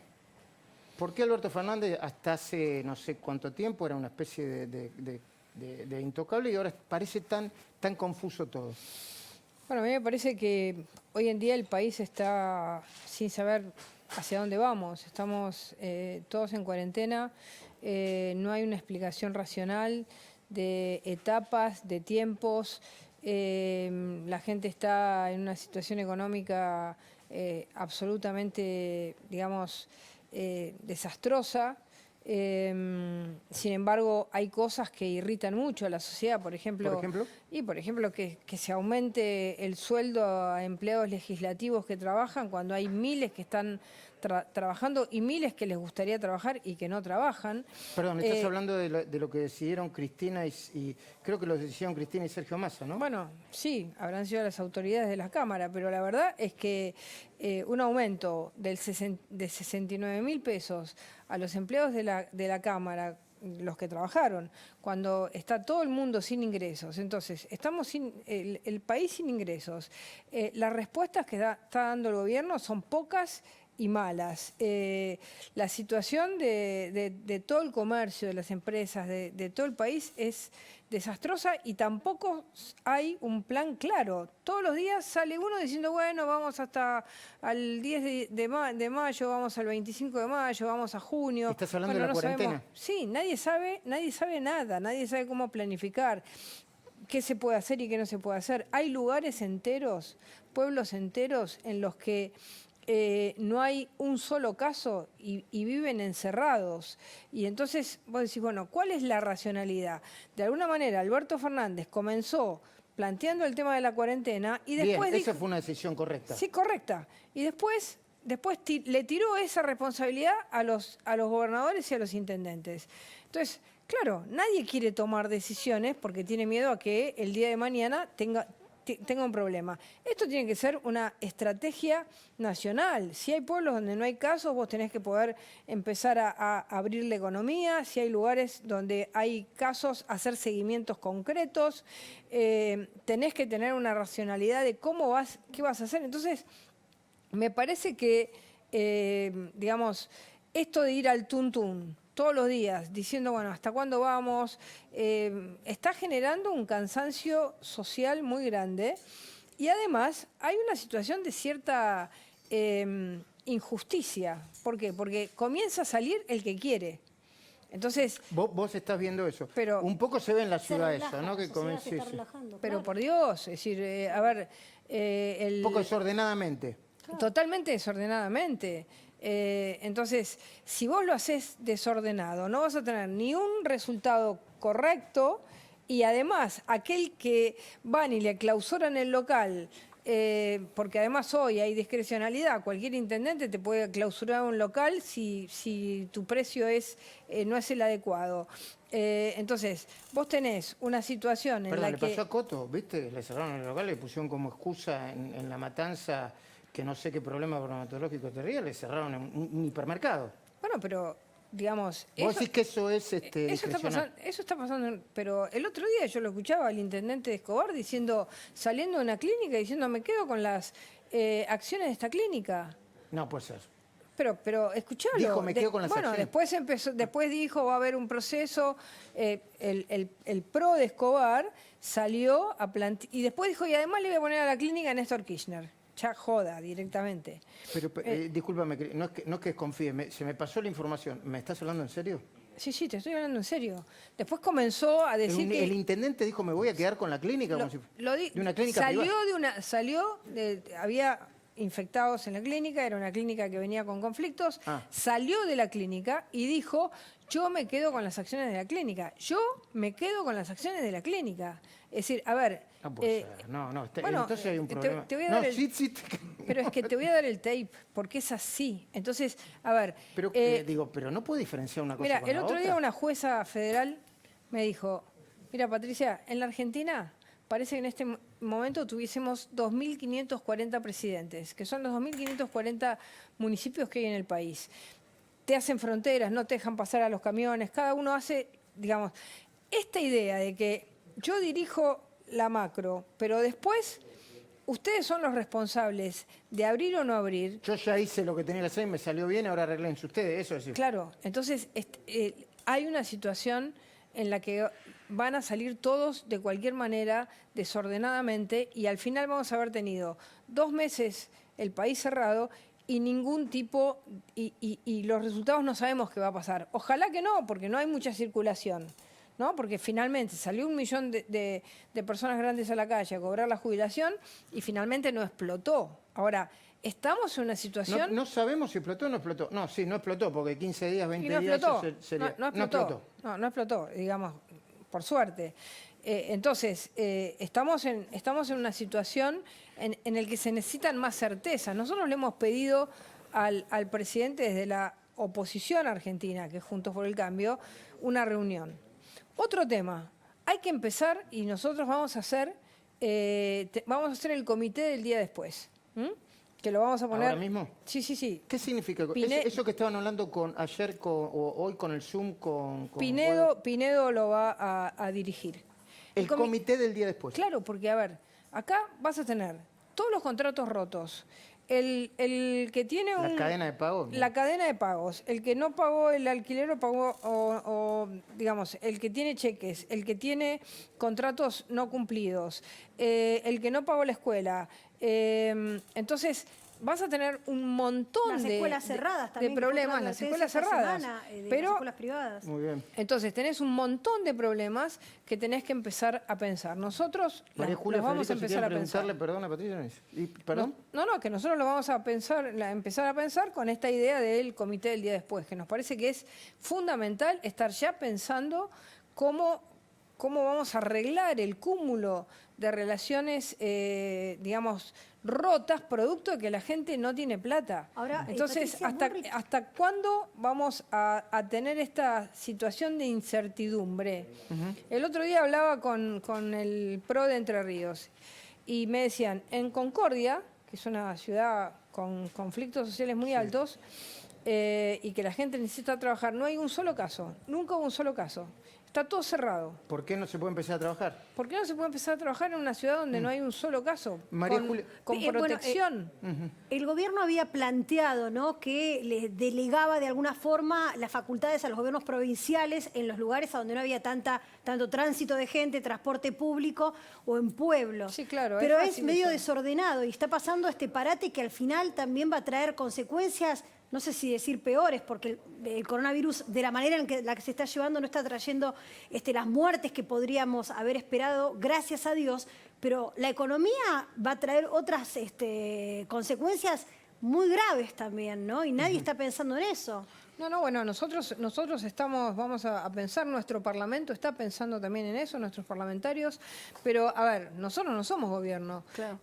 A ver, a mí me parece que si hay un comité de crisis y está el presidente al frente, después dice, yo le delego al gobernador y le delego al intendente. El intendente dice, ¿y si abro algo y el día de mañana tengo un caso, qué pasa? A ver, entonces, me parece que si vos tomás la autoridad, tenés que tomar la autoridad concreta. Es decir, yo me hago cargo de las cosas que pasen en esta situación y me hago cargo de lo bueno y de lo malo. Ahora, porque es así. Patricia, ¿qué ruido sentiste vos con lo que pasó el fin de semana pasado? Alberto Fernández diciendo, bueno, van a poder salir eventualmente 500 metros, y después salieron Horacio Rodríguez Larreta, el gobernador Kicillof, Perotti y Schiaretti, Córdoba, diciendo, no, nosotros no podemos hacer esto. ¿Por qué pasó lo que pasó? ¿Lo alcanzaste a entender? Bueno, porque se enteraron por la televisión de lo que iba a pasar. Y esas cosas hay que planificarlas. Se enteraron por la televisión de que al otro día estaban todo el mundo, ya estaban todos los chicos con el monopatín y la bicicleta listos para salir. Y se enteraron, digamos, de alguna manera vos tenés que generar una planificación. A mí me parece que, digamos, un poco de salida es bueno, porque los chicos y las familias también están en una situación de enorme crisis. Lo que dice Fariña, el encierro es algo muy duro en una cárcel y en una casa. Claro. Entonces, hoy vos ves que en países que han tenido una situación mucho más grave, empieza a haber una situación en la que la gente pueda empezar a salir un poquito. ¿Por qué crees que en España, que tuvieron mucho más muertos, bueno, Francia no he visto tanto, pero Italia, que tuvieron mucho más muertos, ya empiezan a aflojar? Yo supongo que no debe ser improvisado eso, ¿no? Bueno, se equivocaron al principio, pero... Bueno, porque, digamos, la situación, si vos comenzás a trabajar una situación en la que hay conciencia social del distanciamiento, me parece bien, menos transporte público, más bicicleta, caminar, utilizar, a metros de distancia, autos, barbijos, una cantidad de elementos, pero tenés que empezar a pensar que hay gente que no tiene que comer, no tiene que comer. Yo el sábado vi algo en televisión que me impresionó mucho, que fueron los feriantes de la 31. ¿Ayer o el Sí. sábado pasado? No, este sábado. Este sábado, ayer, sí, que ya no sabemos ni qué día vivimos. Ayer. Empezaban a poner sus puestos. Y va la policía y se los saca. Y los ponen de nuevo. Y los ponen de nuevo. Entonces dicen, escúchame, yo tengo 3 hijos y tengo que darles de comer. Y no tengo que darles de comer. Y vos lo ves en todos lados. Por ejemplo, han vuelto de nuevo los cartoneros, pero no los cartoneros que van, como dijeron, ordenadamente a las puertas. Sí, no las cooperativas. No. Están los cartoneros desordenados, de nuevo. están un poco desordenados. De nuevo, pero salen a buscar algo. Entonces, yo creo que tenemos que tener más certezas. Hay que poner más plata, bueno, habrá que poner más plata, pero de golpe viene uno y te dice, esto dura hasta el 10, viene otro y te dice, dura hasta el 25. Mientras tanto, generan situaciones de injusticia. ¿Yo te puedo hacer una pregunta? Yo es una mirada de analista político. Lo veo el presidente que estuvo bien hasta en determinado momento. Y veo que hay una fuerte... Juntos por el Cambio tiene una interna también, ¿no? Y si querés después podemos hablar de eso, pero es menos problemática porque es una interna de la oposición. ¿Vos ves una interna en el gobierno? ¿Ves a Cristina presionando para el lado donde quiere ella? Bueno, Cristina no habla más que de justicia. Ahora se metió con una jueza, no sé, con Juan Bautista Maique, un fiscal. ¿Ves... ¿Cómo ves el gobierno? Yo creo que Cristina volvió a su única agenda, que es la agenda de construir su propia impunidad. Me parece que ella volvió a eso y volvió... Y eso lo complica al presidente. Pero bueno, ahora, si vos sos presidente. Ponete los pantalones largos y mandá y dirigí el país. Si vos sos presidente y te sentís deprestado, bueno, salí y denuncialo. Que salga, que haga una conferencia de prensa y que diga, yo estoy, porque ya el tema del entorno y del cerco, yo lo viví a los 19 años cuando estaba en la JP, no me la creo de nuevo, ¿viste? Ya somos todos grandes como para creernos en eso. Entonces, si el presidente está en una situación en la que lo extorsionan, bueno, que lo diga, que se lo diga a la gente. Nosotros, como Juntos por el Cambio, estamos dispuestos a que el país salga adelante. Hemos firmado el acuerdo por la deuda. Sí. Hemos trabajado para que haya confinamiento y que podamos estar no tener una crisis terrible. Hemos preparado el sistema de salud en los lugares en los que gobierna Juntos por el Cambio. La Ciudad de Buenos Aires es la más importante de todas. Entonces, estamos para colaborar. Ahora, ¿para colaborar en qué? En que venga Cristina y te diga, las sesiones del Congreso me siento yo sola. Te iba a preguntar. Yo sola. Y todo lo demás no los dejo entrar. ¿Cómo es eso? ¿Es virtual? ¿Y cuál es el argumento que da para hacer eso? ¿Pero qué me importa el argumento? Yo soy senador de la Nación, me siento ahí, ¿y quién me lo va a impedir? ¿Quién es Cristina para decir que se sienta ella sola y ningún senador se puede sentar? No hay argumento. En diputados va a ser distinto, ¿no? Es la imposición, es la democracia de la imposición. Es querer hacer sentir a la oposición como si fuéramos inútiles y estúpidos. ¿Por qué? Porque cada vez que vos querés plantear algo, te quieren imponer las condiciones. Y cuando quieren discutir solamente el impuesto de los más ricos. Quieren discutir solo lo de ellos y con las condiciones de ellos, ¿no es cierto? Y nuestros gobernadores discuten de salud, no discuten ni de economía, ni de ningún otro tema. No entiendo. Claro, a ver, nosotros no estamos... Por eso nosotros vamos a hacer nuestro comité del día después. Porque quieren discutir solamente, no solamente el coronavirus, también digo, pero no solamente... Nosotros tenemos 169 proyectos presentados en las cámaras, que los hemos juntado y reunidos en temas, de Ritondo y Schiavoni, y Negri y Naidenov, han juntado todo, y tenemos muchísimas ideas para compartir. En un país en el que vos tenés un problema, el oficialismo gobierna y la oposición aporta si quieren que seamos cooperativos. Ahora, después nos dicen, ser cooperativo es que si vos decís que el funcionario se tiene que bajar los sueldos, sos una antipatria. A ver, bajate el sueldo. Hay cientos de obreros que se están bajando el sueldo. ¿No te podés bajar el sueldo? ¿No podés tener un gesto ético frente a una sociedad que está desesperada?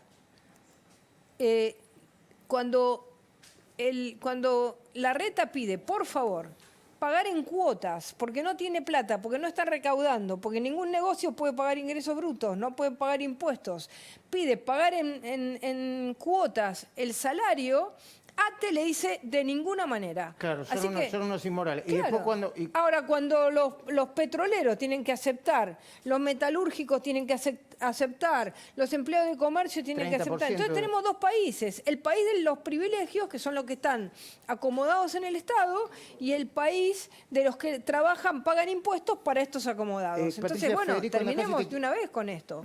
Federico, te quería hacer una pregunta. Federico. Sí, Patricia, me interesa su visión como exministra de Seguridad. Hace pocas horas, pocos días, se decidió reincorporar el gobernador Kicillof a 400 policías que estaban separados de la fuerza por distintas razones. Yo en principio no entiendo muy bien el motivo, pero también me interesa conocer su opinión, habida cuenta que eso puede plantear un problema de inseguridad, además a la pandemia. Bueno, en el gobierno de María Eugenia Vidal y de Ritondo como ministro, hubo una cantidad muy grande, casi 10.000 policías que estuvieron exonerados o que tuvieron, digamos, carpetas disciplinarias. Que 400 hayan podido ser reincorporados me parece un número absolutamente mínimo, ¿no? Que no tiene que ver con lo que dijo Bernie, que dijo, están para hacer estadísticas. No, si hubo 9.600 que se les descubrieron conductas incompatibles con la conducta de un policía, que haya habido 400... Muchos lo habían encontrado con dinero en efectivo, un escándalo, comisarios multimillonarios con helicóptero. Igualmente, digamos, a ver, no me parece que sea un número... puede ser que haya habido casos que terminaron en que el expediente terminó limpio. Bueno, si el expediente terminó limpio, tienen que volver. Ahora hay 9.600 que evidentemente fueron bien hechos. 400 es un número bastante bajo, ¿no? Patricia, volviendo al tema político y de la seguridad. Vos decís que la oposición, que están haciendo, que están aprovechando el coronavirus para no discutir otros temas que son importantes. Hay una especie de aprovechamiento del coronavirus también para alargar a presos por una política que sobrepasa al presidente. Acá también lo es. ¿Afuera el presidente o que se lo están llevando por delante? ¿O no. te importa qué piensa el presidente o no te importa? No, yo creo que el presidente, digamos, se enamoró de la situación en la que estaba. ¿De la cuarentena? Sí, de la cuarentena y de su lugar, ¿no? De su lugar. Y me parece que descuidó temas absolutamente sensibles. A ver, la política criminal que hizo nuestro gobierno caló hondo en la gente. Y eso es lo que se está viendo hoy. Los cacerolazos son porque la gente no quiere impunidad, no quiere que haya privilegiados, no quiere que los presos estén en la calle. Nosotros metimos presos a 10.000 personas que estaban prófugas, que andaban en la calle como Pancho por su casa. A ver, de nuevo, andaban por ahí, tenían que estar en la cárcel y estaban en la calle. Claro. En la República Argentina. ¿Cuántas? 10.000. Solo federales, ¿eh? Wow. Solo federales, que eran... O sea, hay 48.000 presos hoy. ¿Y había 10.000 en la calle? 10.000 en la calle. Bueno, esos 10.000 nosotros, los trajimos de Paraguay, los trajimos de Bolivia, los trajimos de Brasil, de distintas partes del mundo. Sí. No, algunos estaban acá. Minichelli, acordate que estaba Minichelli, prófugo. el cuñado de Julio Vido. Gracias, gracias, María Julia. Que estaba cerca de Mar del Plata. Entonces, sí, no me acuerdo. Ahora me acordé. A ver, eso fue muy bien visto por la gente. El hecho de que el que las hacía las pagaba, que no había digamos, contemplaciones, que empezó la flagrancia y si tenés un delito inmediatamente tenés una consecuencia. Y de golpe hicieron así, derogaron todo lo que nosotros hicimos y comenzaron nuevamente a plantear lo que ellos querían plantear. Y empezaron a alargar presos. Si hubo, digamos, coimas o no, no lo sé. Yo lo que sé es que lo que tienen que hacer ahora es devolverlos adentro. Si lo que dijo Fernández, porque ahora se lo sacaron de encima, Sí. de una manera, la verdad, lamentable, con este tema de tirarle todo a los jueces, se lo sacaron de encima. Bueno, vuelvan a poner a todos los violadores, a todos los secuestradores, a todos los delitos graves adentro. Patricia, Punto. y antes de despedirte, agradeciéndote esta linda charla intensa que tuvimos, quería preguntarte por... Está Fariña, pero puede ser cualquier testigo protegido. Puede ser Manzanares, no, Fariña acá, puede ser Manzanares, puede ser Van der Brule. ¿Quién, Van der Marijo? Brule. ¿Quién? Van der Brule, gracias. Sé que me está haciendo a punto de porque tengo la cabeza. No, pero está muy bien, está muy bien. Fede, si te acordás de alguno, me tenés por ahí. Bueno, perdón, un poquitito de humor también en el medio de cuarentena. ¿Qué opinas? Bueno, viste que Leonardo está diciendo, yo me fui porque me tenía que ir. ¿Cuál es tu mirada sobre esto? Yo creo que los testigos protegidos están en riesgo hoy. Los aprietan, los extorsionan. Hoy ser testigo protegido de causas contra el poder kirchnerista es estar en la boca del lobo. No, pero hago lo de Fariña, me voy. No me quedo un día ¿Sí? cuidar. Pero oíme, es decir, es evidente que fue la razón por la que cambió la posibilidad que en la Argentina se llegase a conclusiones en temas de corrupción. La ley del arrepentido fue la clave del cambio procesal en la Argentina. Por eso es que hubo tantas causas y avanzaron. Entonces, todos esos testigos protegidos, que además muchos de ellos eran del riñón del kirchnerismo, y que tenían mucha información. Como Víctor Manzanares. Hoy, ¿qué necesitan ellos para hacerlo del famoso, ¿cómo se llamaba esto que decían en inglés? De la vuelta, el regreso, no. No, ¿cómo se llamaba? La política. El lawfare. Para hacer el lawfare, ¿qué necesitan? Que todo haya sido una construcción. Claro, que un mentiro. Lo querían hacer, es un mentiro, que se arrepienta de lo que se arrepintió. Claro, que el arrepentido se arrepienta. Entonces, y eso es la anulación de todas esas causas. Patricia, ¿hablas con Macri vos? Sí. ¿Por qué no hablas? Porque sería un error, porque sería lo pondrían en el centro de la escena. Y eso taparía lo que está pasando. Lo pondrían ahí y estaríamos discutiendo, estaría todos discutiendo y contestándole. Todos los kirchneristas le estarían contestando. Y nos parece que no conviene. Nos parece que lo mejor es que el expresidente tome esa distancia y hable su partido, hable la coalición a la que pertenecemos todos, hablen los bloques, hablen los gobernadores, hable el jefe de gobierno. Nos parece que eso es lo correcto, porque si no sería como ponerles el enemigo perfecto que ellos quieren. ¿Y cuál es la mirada que tiene Macri sobre esto? Sobre todo lo que está pasando.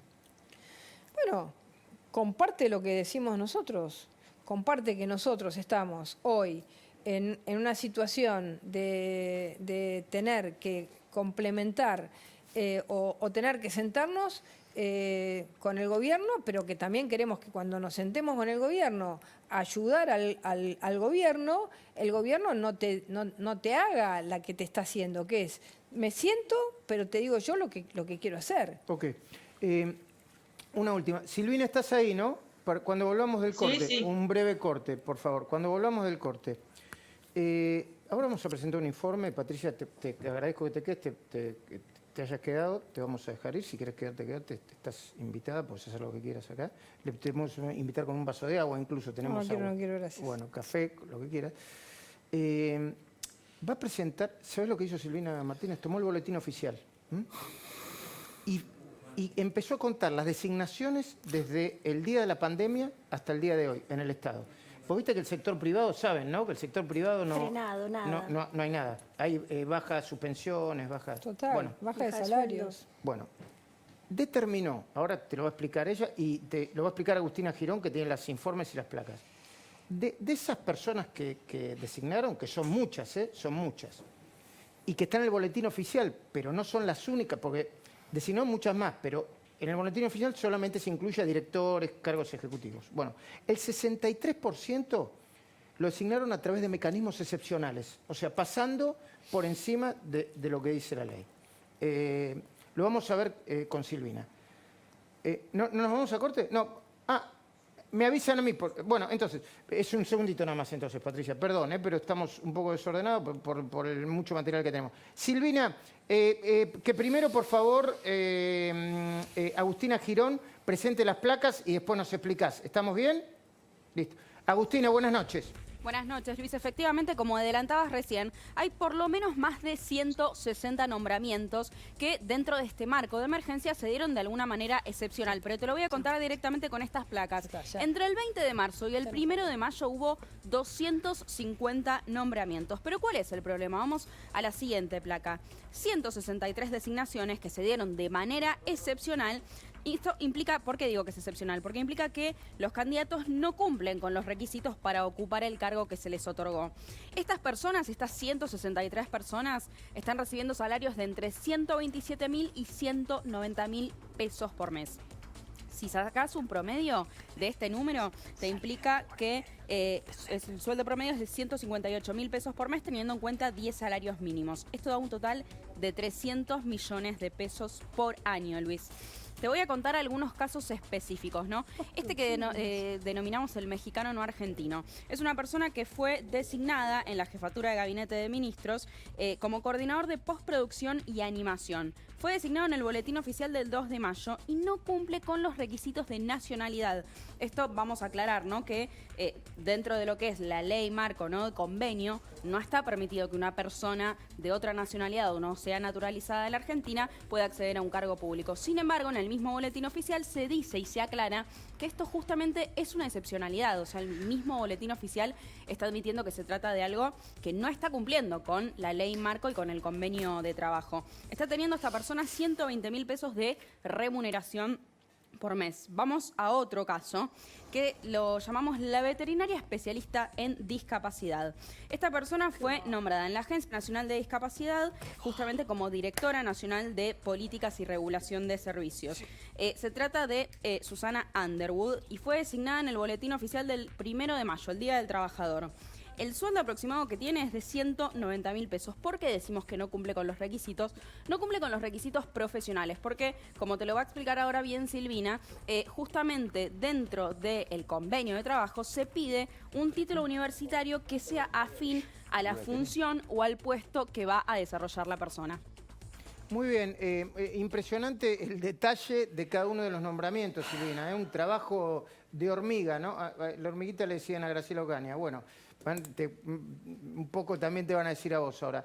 A ver, Agustina, explícanos el contexto, Silvina, por favor, para que entendamos todo esto. ¿Y qué es lo que creo que vas a presentar un informe o una denuncia? Claro, a ver, en realidad nosotros nos encontramos en una situación donde muchas veces pasa en la administración pública que se nombran con carácter de excepción por no cumplir los requisitos. La excepción se transforma en la regla, ¿no? Estos requisitos están en la Ley de Empleo Público y en el convenio colectivo que regula la actividad, que establece que cualquier persona puede acceder a un cargo público, lo dice la Constitución Nacional. El único requisito necesario es la idoneidad, que es lo lógico. Los mejores son los que van a acceder a estos cargos públicos. Tenés que ser argentino, naturalizado por opción, tenés que ser especialista en el cargo al que te van a designar, tener un posgrado, una maestría, una especialización en alguna universidad con ese tema y además tener experiencia relacionada a ese trabajo. Que es lo lógico, lo que te piden en cualquier ámbito del sector privado, lo mismo. Bueno, lo cierto es que desde el 20 de marzo que se dictó la medida del aislamiento hasta el 1 de mayo, inclusive boletín oficial del 1 de mayo, hay un promedio de 10 designaciones por día de todos cargos ejecutivos, de muchos, de sueldos muy altos. ¿Qué sueldo promedio? ¿Qué sueldo promedio? Bueno, habíamos sacado más de 150.000 pesos, pero encontramos de 190.000, de 175.000, o sea... Ahora, perdón, Silvina, 10 designaciones por día. Muchos pueden decir, es poco, recién acabo de llegar al gobierno, ¿por qué no los puedo designar? Bueno, a ver, primero que ellos fueron designando muchos en lo que es diciembre, enero, febrero. Pero también tiene una lógica. Vos tenés el Estado parado. Se ha dictado normativas que implican que el Estado no está funcionando. Por ejemplo, nosotros excluimos dentro de estas designaciones a las designaciones del Ministerio de Salud, porque era lógico que la estén designando ahora. O designaciones que tienen que ver con organismos que están trabajando en el medio de la pandemia, donde tiene lógica que los designes ahora. Pero otros casos, como los que vimos, o por ejemplo, hay un cargo que me causó mucha gracia porque es el coordinador interministerial de la juventud, o cargos que son realmente, no llegas a terminar de nombrar. Pero en el caso de Underwood, acá nos reíamos porque Underwood es Frank Underwood, no, perdón, no me quiero meter con esa persona, pero Underwood, es una veterinaria, pero tenía experiencia en discapacidad, ¿me parece o no? A ver, nosotros empezamos a chequear y sí, en su perfil de LinkedIn aparecía vinculada a trabajos anteriores con discapacidad, pero la ley de empleo público exige 3 requisitos: argentino, experiencia y título habilitante. Ah, no tenía el título habilitante. El título habilitante ya implica que la saquen el boletín oficial con carácter de excepción. Ahora, esto... que para nosotros pasa a ser normal, vuelvo a insistir, porque la excepción se convirtió en la regla, nombrar por amiguismo, por militancia política, por cuestiones que no tienen que suceder. Hay específicamente un artículo del Código Penal que lo prohíbe, que dice que aquella persona que designa para un cargo público a quien no tiene los requisitos establecidos por la ley comete un delito que puede llevar a la inhabilitación para ejercer cargos públicos. Muy bien. Además del incumplimiento de deberes de funcionario público. Por eso que va a ser una presentación judicial con este tema. Silvina, antes de despedirte, ¿querías hacer una mención a un tema vinculado con la discapacidad? María Julia, me dijiste, dale. Indignadísima estoy con este nombramiento de la funcionaria Underwood. Como todos saben, yo tengo un nene con autismo. Y en nuestro país el autismo entra dentro de discapacidad, con lo cual estoy absolutamente empapada de toda la cantidad de desfasajes en los pagos a las prestaciones de las personas con discapacidad de parte de las obras sociales del Estado. Por supuesto, los centros donde viven chicos con discapacidades más probablemente avanzadas, no sé cómo decirlo, como de distintos grados, están a la buena de Dios, las prestaciones se pagan a los 6 meses, hay que presentar un montón de papeles y hay una situación muy complicada. Me parece realmente indignante que haya un nombramiento de una persona que encima es la gerente de prestaciones por 190.000 pesos en medio de esta pandemia. Gracias, María Julia. Federico, después vamos a hablar de eso, del tema, la otra pandemia, la salud, ¿no? La salud mental, la salud además. Mental. Y vamos a hablar con Pilar Sordo también de eso, si no les parece mal. Silvina, gracias por esta intervención. Nos vemos mañana en Mirá a las 9 de la noche. Dale, un beso grande a todos. Muchísimas gracias. Una última reflexión sobre esto, Patricia, y discúlpame por hacerte esperar. Bueno, a mí lo que me parece mal es que, digamos, las personas no las conozco, así que no sé si tienen o no la idoneidad necesaria. Lo que me parece mal es que en este momento en el que estamos en esta situación de pandemia y de necesidad de que haya una solidaridad de parte de los trabajadores del Estado y de los funcionarios, estemos nombrando gente todos los días en esta situación. Después habrá que ver si las personas son o no son adecuadas para el cargo.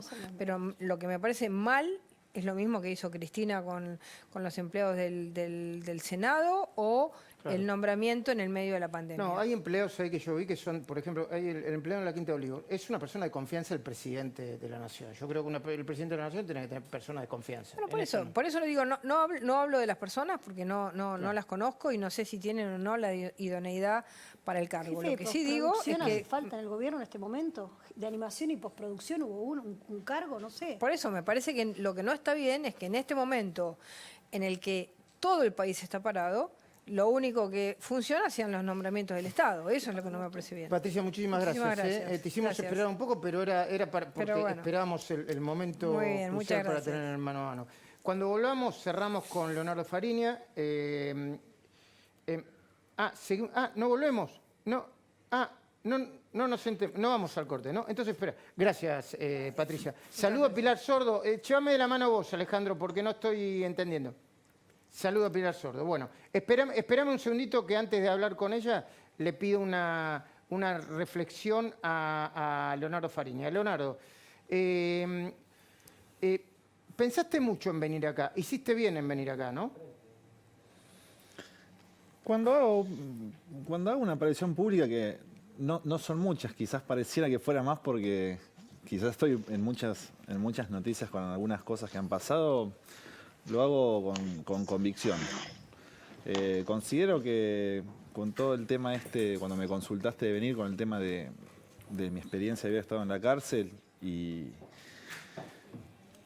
me movilizó mucho también el tema de lo que hizo el secretario de Derechos Humanos. Me parece una cosa que sale de mi entendimiento, porque el haber estado en la cárcel a mí me hace decir que todos seguimos siendo iguales ante la ley, como dice la Constitución. Sí. Las cárceles no deberían ser lo que son, estamos de acuerdo. Muy bien. Tampoco las libertades automáticas o generalizadas tienen que estar. Todos somos, cada caso es individual. Pero que se haga política o se intente hacer política en un contexto sanitario con personas que ejercen el poder, sobre todo cuando esas personas, como dije particularmente en el caso del secretario de Justicia, no tienen ningún tipo de autoridad para ejercerla. Entiendo. A mí me molesta bastante. Entonces, considero que cuando me invitaste en un momento oportuno para decirlo. Así que no me arrepiento generalmente de las cosas que... Muy bien, te voy a hacer una pregunta, siempre me hacen burla porque hace muchos años que vengo haciendo esta pregunta porque dicen que es una pregunta tonta, pero Pilar Sordo debe saber que hay respuestas tontas y no preguntas tontas. ¿Tenés miedo? Yo trato el miedo desde otro ángulo. Cuando yo empecé a meterme en todos los quilombos que son, vamos a hacer un poquito más distendido, en todos los quilombos que me metí, siempre tenía una frase yo, no tengo miedo. Hasta que aprendí que el miedo es un sensor. O sea, uno si no tiene miedo o considera que el miedo no está, te falta como un freno inhibitorio. Por más que sigo cometiendo errores, no me vengo a hacer, o sea, cometo y los voy a seguir cometiendo. Trato de que sean de otro calibre y en menor escala. ¿No? Pero no desde lo penal, sino de como cuestiones humanas. Sí. Lo que creo que el truco está en no vivir con miedo, que el miedo no te inocule la vida. Sí, ¿sí? Y no te paralice. Muchas personas antes de venir acá me dijeron, no, ¿para qué vas? ¿Para qué te expones? ¿Para qué levantas la cabeza? Están gobernando ellos. Ese tipo de miedo yo lo erradico. Pero considero que desde mi experiencia de lo que ha pasado, se pueden mantener vigentes algunas cosas. Por eso te dije hace un rato, me molestan mucho las personas que parece que ahora no tienen memoria, que en algún momento sostenían una bandera o, sin ir más lejos, exteriorizaban cosas que realmente eran muy graves y me parece que no están. Bueno. Así que aprovecho para felicitarte a vos y desearte toda la suerte del mundo en este proyecto nuevo que estás. Gracias. Por suerte nos está yendo muy bien, estamos muy contentos. Estamos sorprendidos, muy sorprendidos de lo bien que nos está yendo. Cerrame toda esta parte del programa, desde que empezamos hasta ahora, sí podemos empezar a hablar con Pilar Sordo, por favor. Bueno, a ver, prolijos. Yo quiero poner en su justa dimensión todo lo que vinimos diciendo.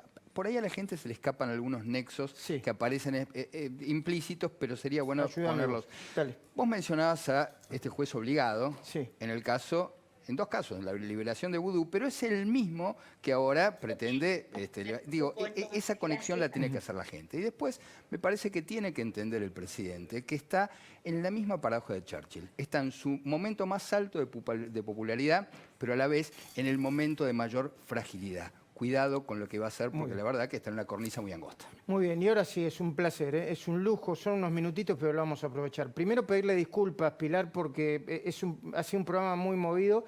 Segundo, porque yo vengo siguiendo las cosas que decís y las que haces.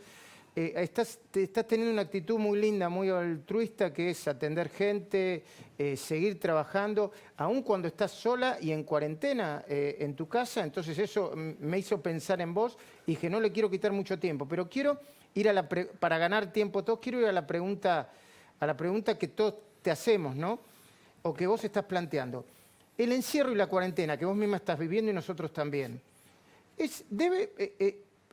¿es una tragedia o cómo debe ser tomada? ¿Como una tragedia o como una oportunidad? ¿Y es importante cómo uno la toma? Hola Luis, gracias por la invitación a este nuevo proyecto.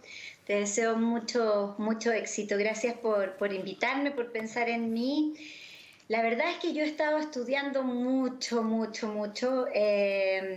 y he estado muy metida en todo lo que está pasando en América Latina con todo este proceso.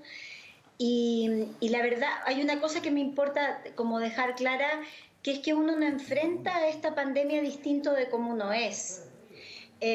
si yo toda la vida he sido negativa o negativo, voy a enfrentar esto de esa forma, digamos. Y si he sido positiva o he sentido en otras oportunidades que he tenido que tomar una elección frente a la vida, la voy a tomar desde ese lugar. Yo creo y yo decidí, efectivamente yo llevo 50 días sola en mi casa.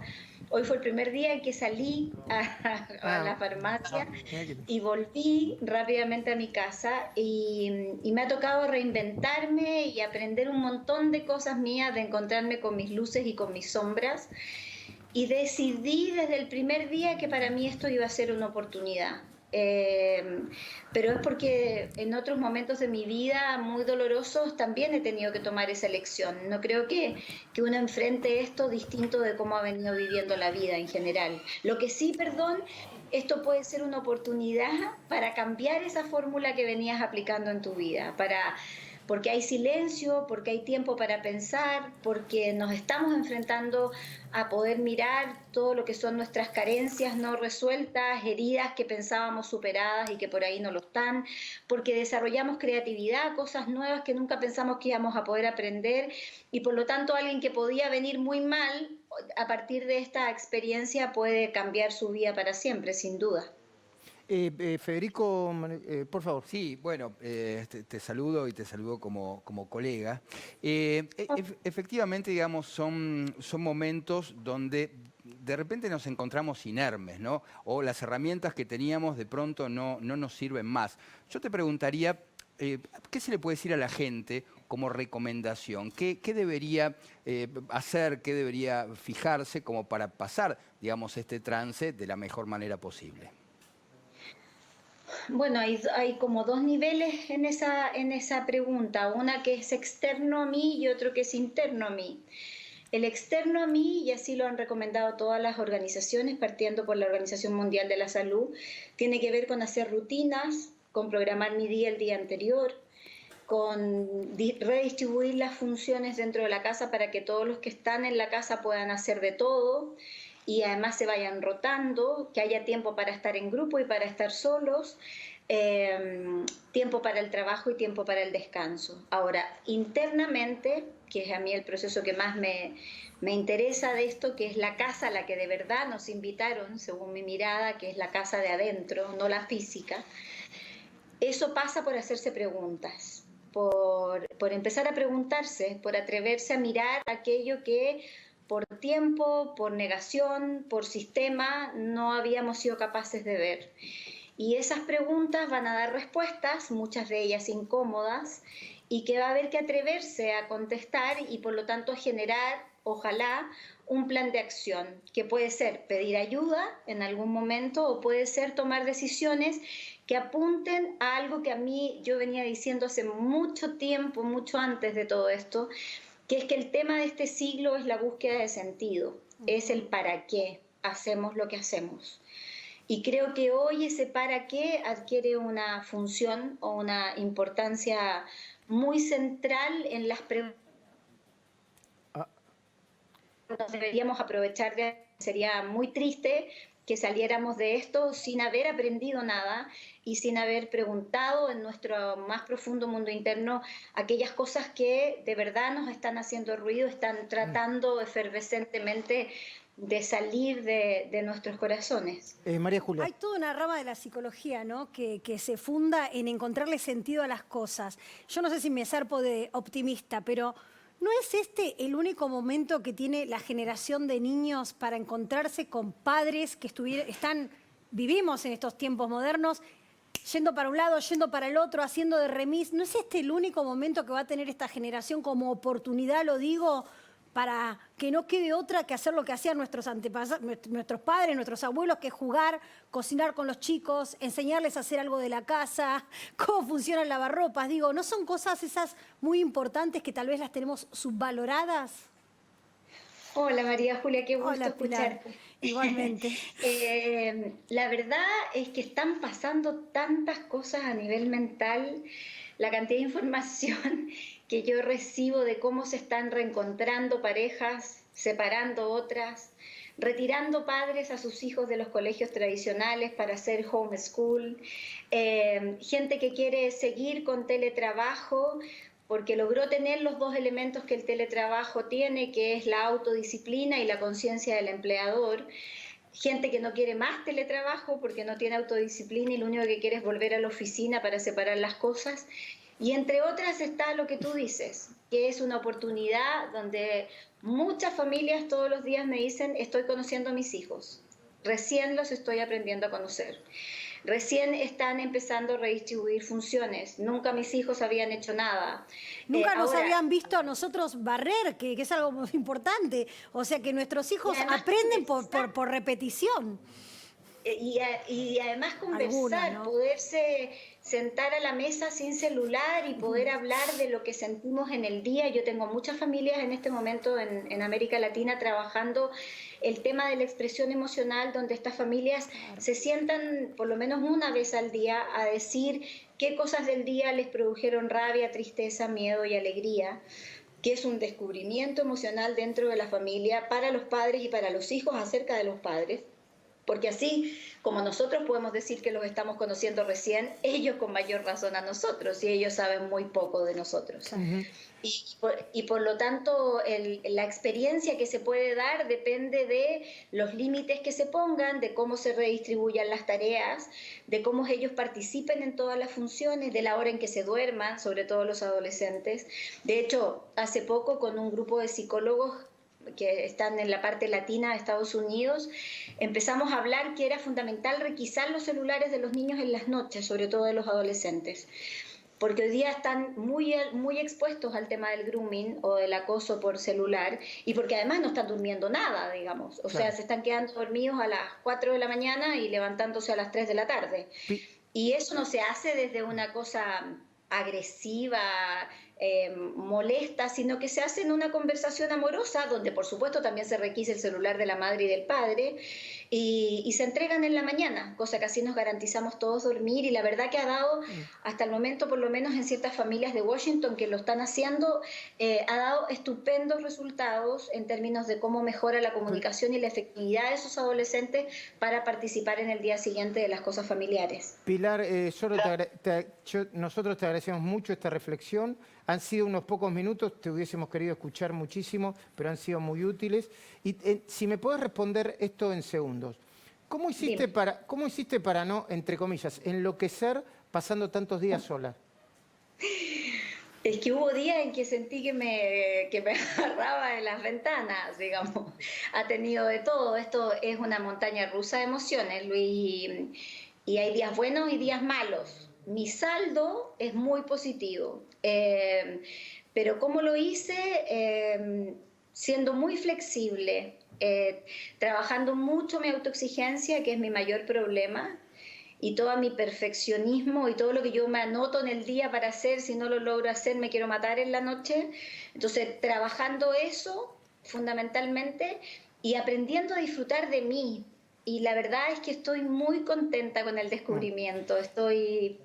Creo que ha sido una experiencia muy entretenida, además. Pilar, me he reído mucho en contradicciones. Muy agradecidos, de verdad, muy agradecidos, todo un lujo hablar con vos. Cuando volvamos vamos a reflexionar un poquitito los últimos segundos antes de irnos en este gran programa que estamos, no que estamos haciendo yo, que están haciendo todos ustedes. Y ustedes también del otro lado.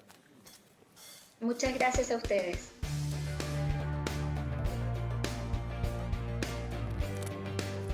Con todas las cosas que estamos hablando en esta mesa, en el corte. Al regreso, brevísimo, sí, al regreso, reflexión final de todo el programa. En Banco Macro queremos acompañar a tu empresa. Te presentamos una línea de crédito con una tasa especial de 24% para afrontar las obligaciones corrientes de tu empresa, exclusiva para pymes y empresas prestadoras de salud. Conoce más en macro.com.ar/empresas o saca tu turno online. Macro, cerca siempre. Acompañamos a las pymes con préstamos para el pago de sueldos, a tasa del 24% anual, acreditación inmediata. Si pagás los sueldos de tu pyme a través nuestro, pedilo ahora por Office Banking. Estamos cerca. Conoce más en bancogalicia.com.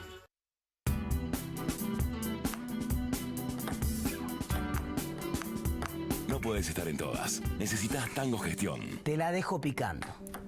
Tango Software. Crecer es posible. Berlín 107.9. Música. Liderazgo. Berlín 107.9. Música más ideas. Si sos familiar o próximo a un mayor de 65, ayúdalos con su vacuna de la gripe. Los turnos se dan por último número del DNI y por género. Hay 80 centros de vacunación en la ciudad. Teniendo el día, averigua el más cercano. Informate chateando con la ciudad. Me dijeron que tenemos cada uno una palabra. Una palabra, Federico Andajasi. Cuidado. Una palabra, María Julia. Información. Una palabra, Leo Fariña. No olvidar el pasado. No olvidar el pasado, memoria. Y yo tengo para decirles que se queden en La Nación Más porque José del Río, con su comunidad de negocios, tiene a Juan Carlos de Pablo. Me estoy olvidando uno. A Ricky Sarcani. A Ricky Sarcani y a Fernando Iglesias. Programón. José del Río, todo tuyo. Nos vemos el domingo que viene acá en La Cornisa y si no mañana a las 9 de la noche con Federico Andajasi y un montón de gente en Mirá. Felicitaciones a todos, lo que hicieron en el programa nuevamente. Nos pusieron del otro lado y... Bueno, no importa. A pelear. Chao. ¡Qué cocorito!